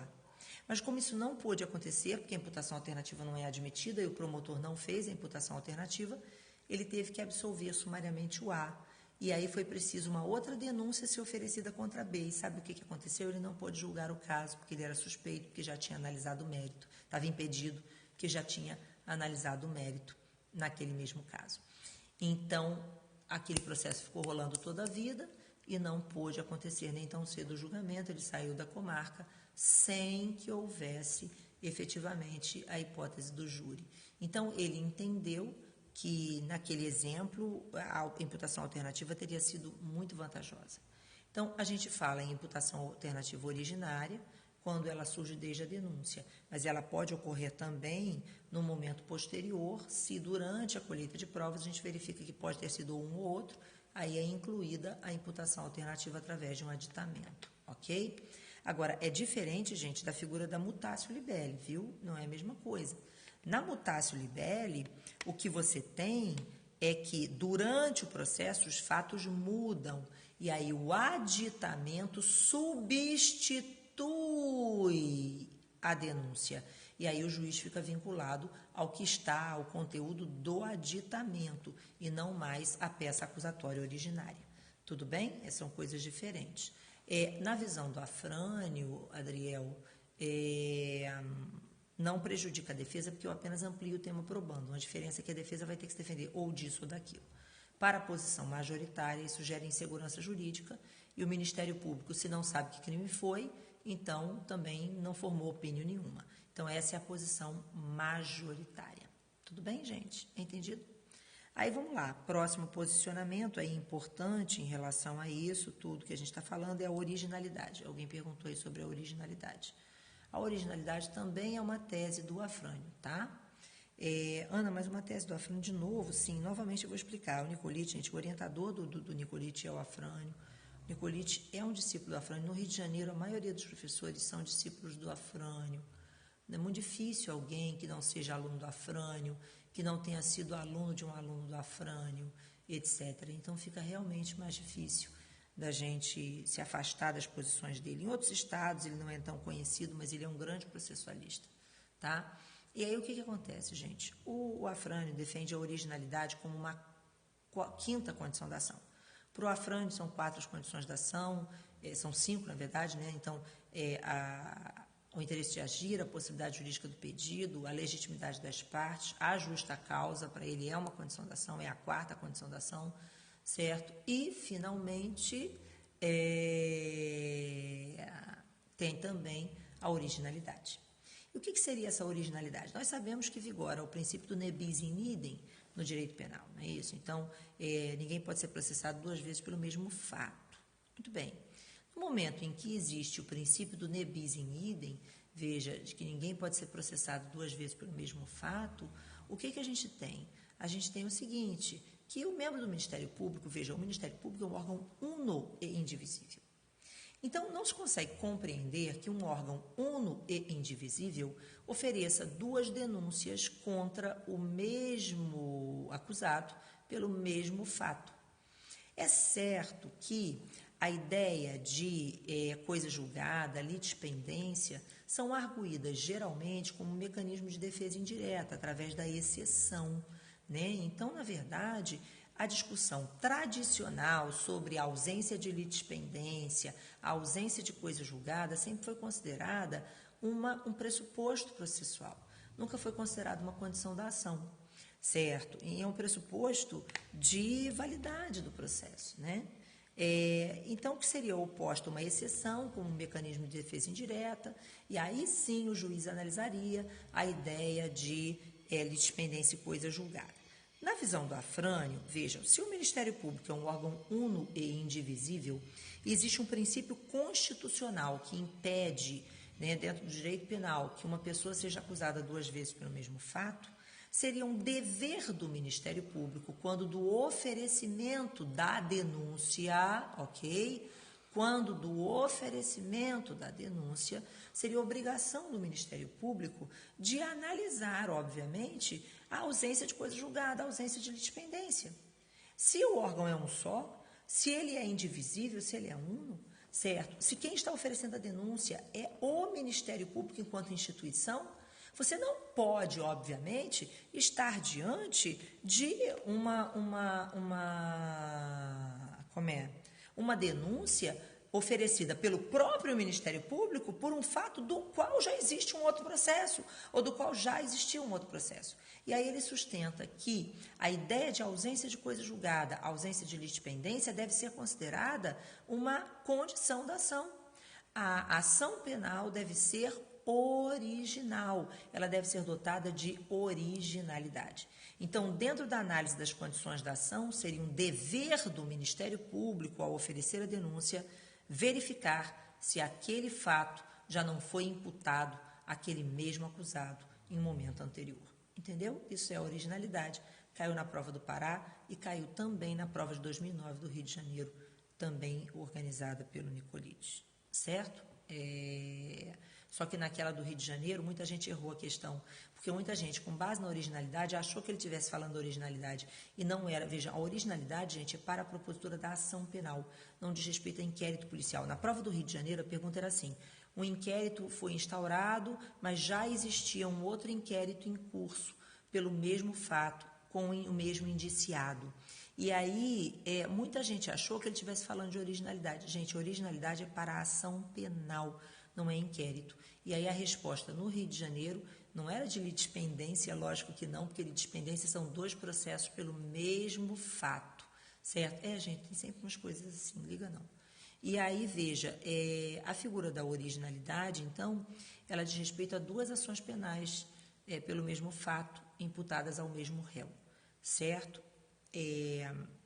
Mas na questão do Rio de Janeiro não era originalidade, era, na verdade, um inquérito já instaurado, outro em curso pelo mesmo fato. Então, era uma hipótese de falta de justa causa para o inquérito, né? Não existe justo motivo para esse inquérito se já existe um outro inquérito em curso apreciando aquela hipótese. Então, era a hipótese de habeas corpus para trancar o inquérito policial por falta de justa causa, tá? Então, vamos lembrar disso, gente, que não existe violação à coisa julgada nem litispendência se são 2 inquéritos, entendeu?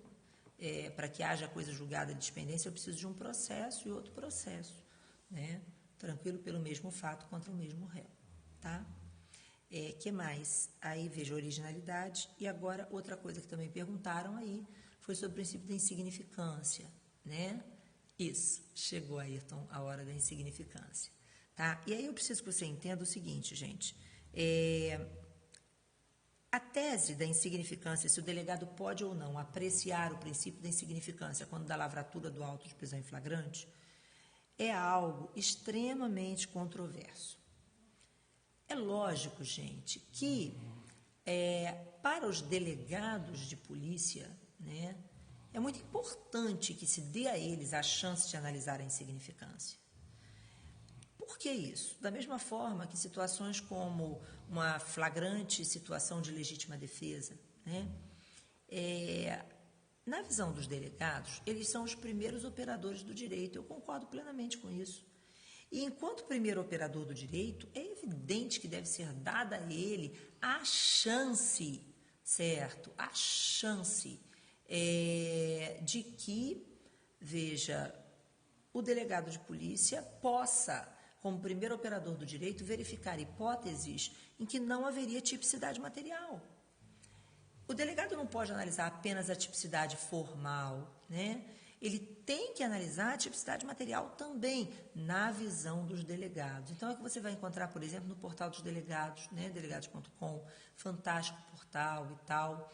E aí, veja, o que você tem é a ideia de que o delegado, na visão dos próprios delegados, tem sim o dever de analisar a questão da insignificância. Mas vamos pegar como exemplo um caso que aconteceu recentemente de um delegado de Polícia Federal que lavrou um auto de prisão em flagrante contra a menina que fazia faxina na delegacia,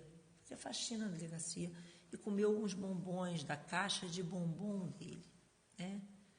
Vejam, vamos raciocinar, né? Isso é um absurdo. Ele autuou a menina por furto. Isso é surreal, certo? Ele tinha que ter comprado uma caixa de bombom e ter entregue para a moça, né? Isso é um absurdo, essa situação, tá? Esse celular que você diz para reposicionar assim, melhora? Veja. Então, o que a gente tem, né? A situação do bombom foi muito absurda. Então, ele considerou furto de bombom e, denunciou a moça por furto de... Denunciou não, lavrou o auto de prisão em flagrante pelo furto. Isso é um absurdo, né? Melhorou aí da imagem? É porque o reflexo, gente, é porque o meu telefone está com a tela quebrada. Aí tá uma droga, eu tenho que ir lá na barra para ajeitar e aí eu nunca consigo. Então, veja. Vai, Larinha, depois então a gente conversa, tá? Depois você assiste o resto. Beijo. E aí, vejam, então, o que acontece, gente? Acontece o seguinte, o delegado fez isso, e ele fez isso por quê? Ele fez isso porque vigora realmente o posicionamento majoritário E quando a gente fala em posição majoritária, vamos aprender uma coisa muito séria, gente. A posição majoritária incrível é sempre da jurisprudência, né? Por um motivo óbvio, certo? Então, o que você tem? Você tem o seguinte, esse posicionamento majoritário é de que o delegado não pode fazer análise de tipicidade material, ele só pode fazer análise de tipicidade formal. E aí, como ele só pode fazer análise de tipicidade formal, veja, se o indivíduo subtraiu coisa alheia, não interessa se foi um tomate, ele subtraiu coisa alheia, veja, eu vou lavrar o auto de prisão em flagrante, né, independentemente do produto, da lesão ao patrimônio, enfim, de todos os requisitos da insignificância que a gente considera aí como visto na jurisprudência. Mas a posição jurisprudencial tradicional é a de que só o juiz pode fazer análise da tipicidade material, da mesma forma que só o juiz poderia fazer análise da legítima defesa. E o argumento principal adotado pela posição majoritária, certo, é o seguinte, de que o juiz, veja, o Código de Processo Penal, ele diz o seguinte, né, que lavrado o auto de prisão em flagrante, o auto de prisão em flagrante vai ser remetido ao juiz dentro de 24 horas e o juiz, então, vai se manifestar na forma do artigo 310. E aí o artigo 310 diz que o juiz deverá relaxar a prisão se for ilegal, converter em prisão preventiva se ausentes os pressupostos, se insuficientes as medidas do artigo 319, ou conceder liberdade provisória com ou sem fiança. Aí tem o parágrafo único de que o juiz, então, deverá conceder liberdade provisória se verificar que o crime foi praticado, que a conduta foi praticada em uma das situações do artigo 23 do Código Penal, então uma excludente de ilicitude. E aí, então, a visão é que, com base nesse artigo, está muito claro de que somente o juiz poderia fazer essa análise. Então, cabe ao delegado lavrar o auto de prisão em flagrante e remeter o auto de prisão em flagrante ao juiz para que o juiz verifique se existe insignificância, o juiz verifique se existe excludente, essas coisas todas. Então, que somente o juiz poderia fazer essa análise. Essa é a posição majoritária. Mas não é a posição ideal para uma prova de delegado, me parece. Salvo se for uma prova CESP-SEBRASP. Aí é uma coisa difícil, realmente, porque a gente não vai saber quem é que vai estar atrás da banca. Mas a posição do Acre, a posição do Nicolite e do Gilabert, tá? Todos dois, né, que são examinadores do Rio, foram examinadores do Pará, eu não sei, acredito que sejam os do Acre. Vejam, é de que realmente o delegado pode e deve fazer análise da insignificância, certo? Na visão deles, certo? A posição majoritária, não. Mas a posição, a posição minoritária, gente, é um minoritário cavalgando a galope para a majoritária. Tá assim, ó. Sabe? Tá assim. Então, o delegado de polícia, na visão de uma banca garantista, pode e deve fazer análise de insignificância, deixando de lavrar o auto de prisão em flagrante. Ok? Tranquilo, gente? Certo? Isso foi, inclusive, uma pergunta importante na prova oral aqui no Rio, 2012. Ele colocou essa pergunta na prova oral, muita gente foi na posição majoritária e dançou ali, certo? Porque para a posição dele é diferente. A posição majoritária é diferente da posição dos delegados, né? Mas, porque é a posição do juiz, certo? Mas a gente tem realmente que se curvar ao fato de que a posição ela vem crescendo bastante, a posição de que o delegado pode e deve, principalmente agora, depois da Lei 12.830, que consagra a carreira de delegado como carreira jurídica, é realmente o primeiro operador do direito e tudo mais. Mas aí é penal, né? Aí não é minha praia. Deixa o professor de penal falar com vocês, tá bom? Então, a gente tem que tomar cuidado realmente com essas questões, né?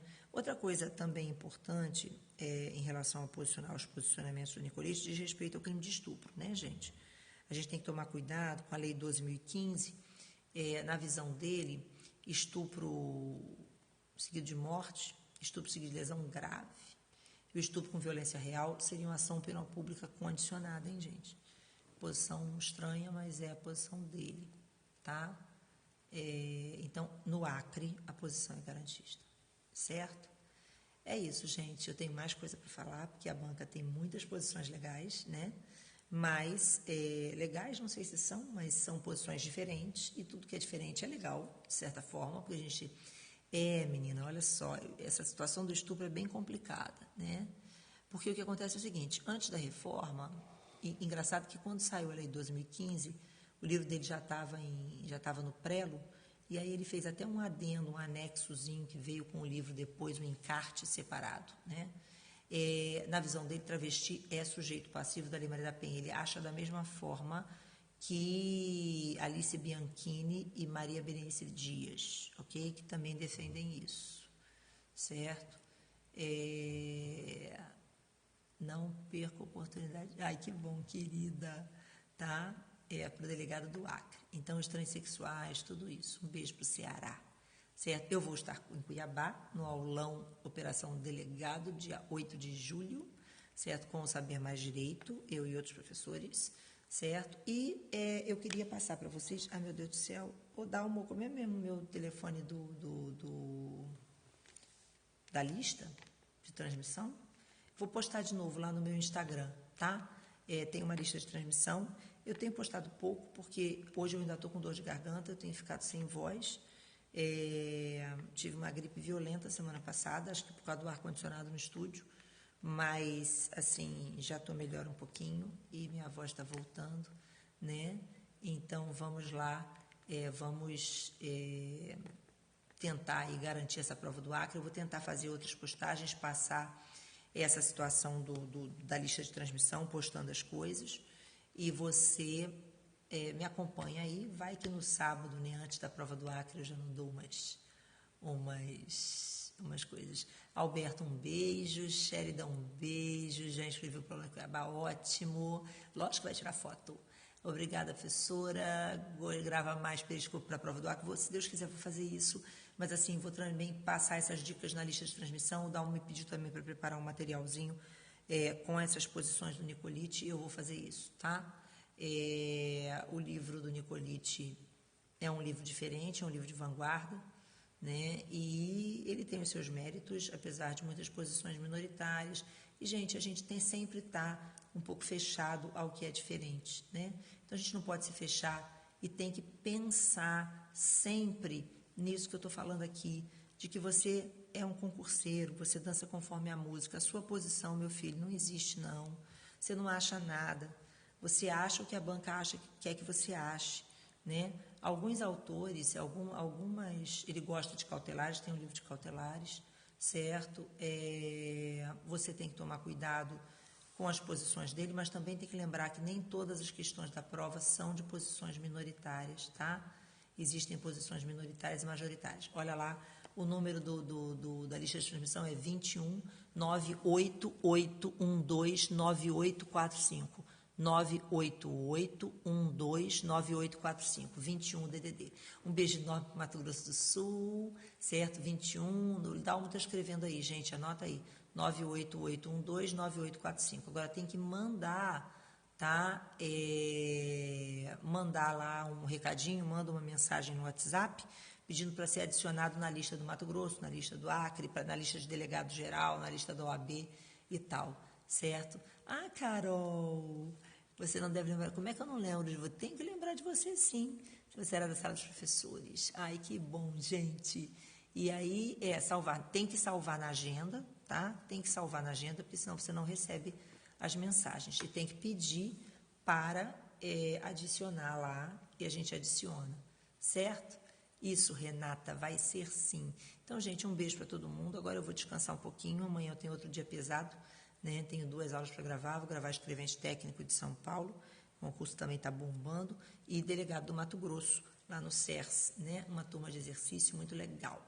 E, assim, também aí posições do Mato Grosso. Porque é como eu estou falando, gente. Como professora de concurso, eu não tenho posição nenhuma.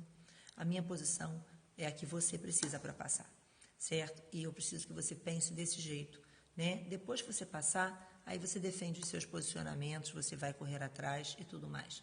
Existem alguns examinadores que são muito justos, né? E que vão dizer assim, a minha posição eu sei, eu não quero saber a minha, eu quero saber a sua. Mas você nem sempre encontra isso. Você encontra autores que querem as posições dele, até porque querem que as pessoas abram a cabeça, pensem diferente. É o que acontece no Rio de Janeiro desde 1999, né? A prova do Rio é garantista desde 1999, não é só com Nicolite, não. tá? A prova de 99, a prova de 2000, a prova de 2002, a prova de 2006, inclusive defendendo inconstitucionalidade da prisão temporária, olha só, a prova de 2006, tá? 2009, 2012. Então, no Rio, ela é garantista, porque foi uma forma de trazer a polícia para mais perto da população confiar mais na polícia, né? Essa banca era uma banca de Niterói, daí exatamente, e pelo edital, pelo conteúdo programático, eu acho que é ele, certo? E por isso que eu estou tão preocupada. É o número do Zap, para a lista de transmissão, certo? Que aí eu vou mandando umas dicas, vou reforçar isso agora essa semana. Se eu não conseguir falar, eu vou mandar por escrito. Mas eu vou preparar também o material para o Dalmo postar no site, tá? E no meu site também vai estar lá. Tá bom, gente? Um beijo enorme, boa noite. Meu cachorro está deitado aqui. São 2, algumas pessoas perguntaram no início. São 2 berneses, são lindos. Será um canil muito em breve, né? E Stark Pepper, né? São meus filhotes, meus filhotões. Enfim, gente, tá? Um beijo enorme. Ainda dá tempo de fazer a inscrição do concurso? Eu não sei. Isso tem que olhar lá, eu acho que não. Acho que do Mato Grosso talvez, porque o Mato Grosso... Dalma, escreve de novo aí para mim o número, porque estão pedindo ali, eu não sei mais de cabeça. Oh, meu Deus, nunca sei. É quase um Beethoven, mas é menor um pouquinho. Tá? Mas tem 70 quilos, ele é bem grande. Beijo, beijo. Mostrar o quê? O cachorro? Mato Grosso sim, viu? Tá dizendo ali que pode. Acre não dá mais, certo? Que o Acre a prova é semana que vem, né? O cão é bem grande. Ele tá deitado aqui no chão, ó. Mas deixa eu ver se eu tiro daqui e mostro. Peraí. Ai, ó. Stark? Oi, bebezão. Olha aqui, o pessoal quer falar com você. Olha lá, ó, tá dando para ver, gente? Viu? É bem grande. Então, até 2/5, viu? A inscrição no Acre, 70 quilos. Bem grande. Dalmo, um beijo enorme, certo? Estamos juntos, né? Hoje aqui, enfim, e também nas aulas do CERS, estou esperando todos vocês. E no Mato Grosso, estarei lá na véspera da prova. Eu agora quero dormir, ele quer dormir, eu também quero dormir. Né? E, enfim, todo mundo vai dormir. Vocês também devem descansar, viu, gente?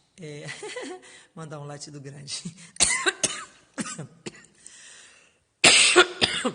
Minha voz está falhando, mas tem outras posições. É certo, Beto? É sério? Que legal. Então, tem outras posições ainda para falar, mas eu vou mandando aos pouquinhos para vocês, tá? Beijo enorme. Beijo para todos. Boa noite. Pessoal do Periscope, desculpe, a gente vai ter essa transmissão aí salva, né, por 24 horas, e o Dalmo ficou de me arrumar o vídeo para eu colocar no YouTube, tá? Mas é porque o problema não é aqui de casa, o problema é do Periscope. Hoje ele está com problema, a gente não conseguia entrar e quando entrou só está travando o tempo todo, tá? Beijo para vocês, beijo para vocês. Dalmo, um beijo enorme. A insignificância eu falei, né, de que, veja, a banca do Acre defende a insignificância, defende que o delegado possa deixar de lavrar o auto de prisão em flagrante em razão da insignificância, tá? Bota de novo o telefone para mim, Dalmo, que estão pedindo ali, 21. Mas olha só, tem no meu Instagram, tem um bannerzinho com o telefone, tá? Beijo pro Espírito Santo. Ah, tá. Obrigado, querido. Eu estou bem gripada mesmo, assim, tá bem difícil, sabe? Deixa eu repetir. Me dá um número aí de novo, Dalmo, para eu falar de novo aqui também no Periscope. Eu vou falar, peraí. 21 988 12 9845. 21 988 12 9845. Ok? É isso, gente. Beijo, Recife. Beijo, Brasil. Beijo, Acre. Futuros delegados do Acre, eu tenho certeza que vocês vão arrasar nessa prova. Certo? Um beijo, gente. Tá? Um beijo enorme. Tira um print pessoal. Boa ideia. Peraí.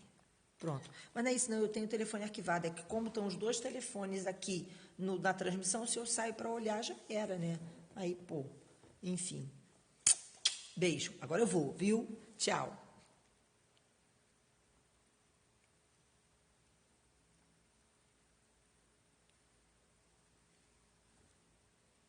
Beijo.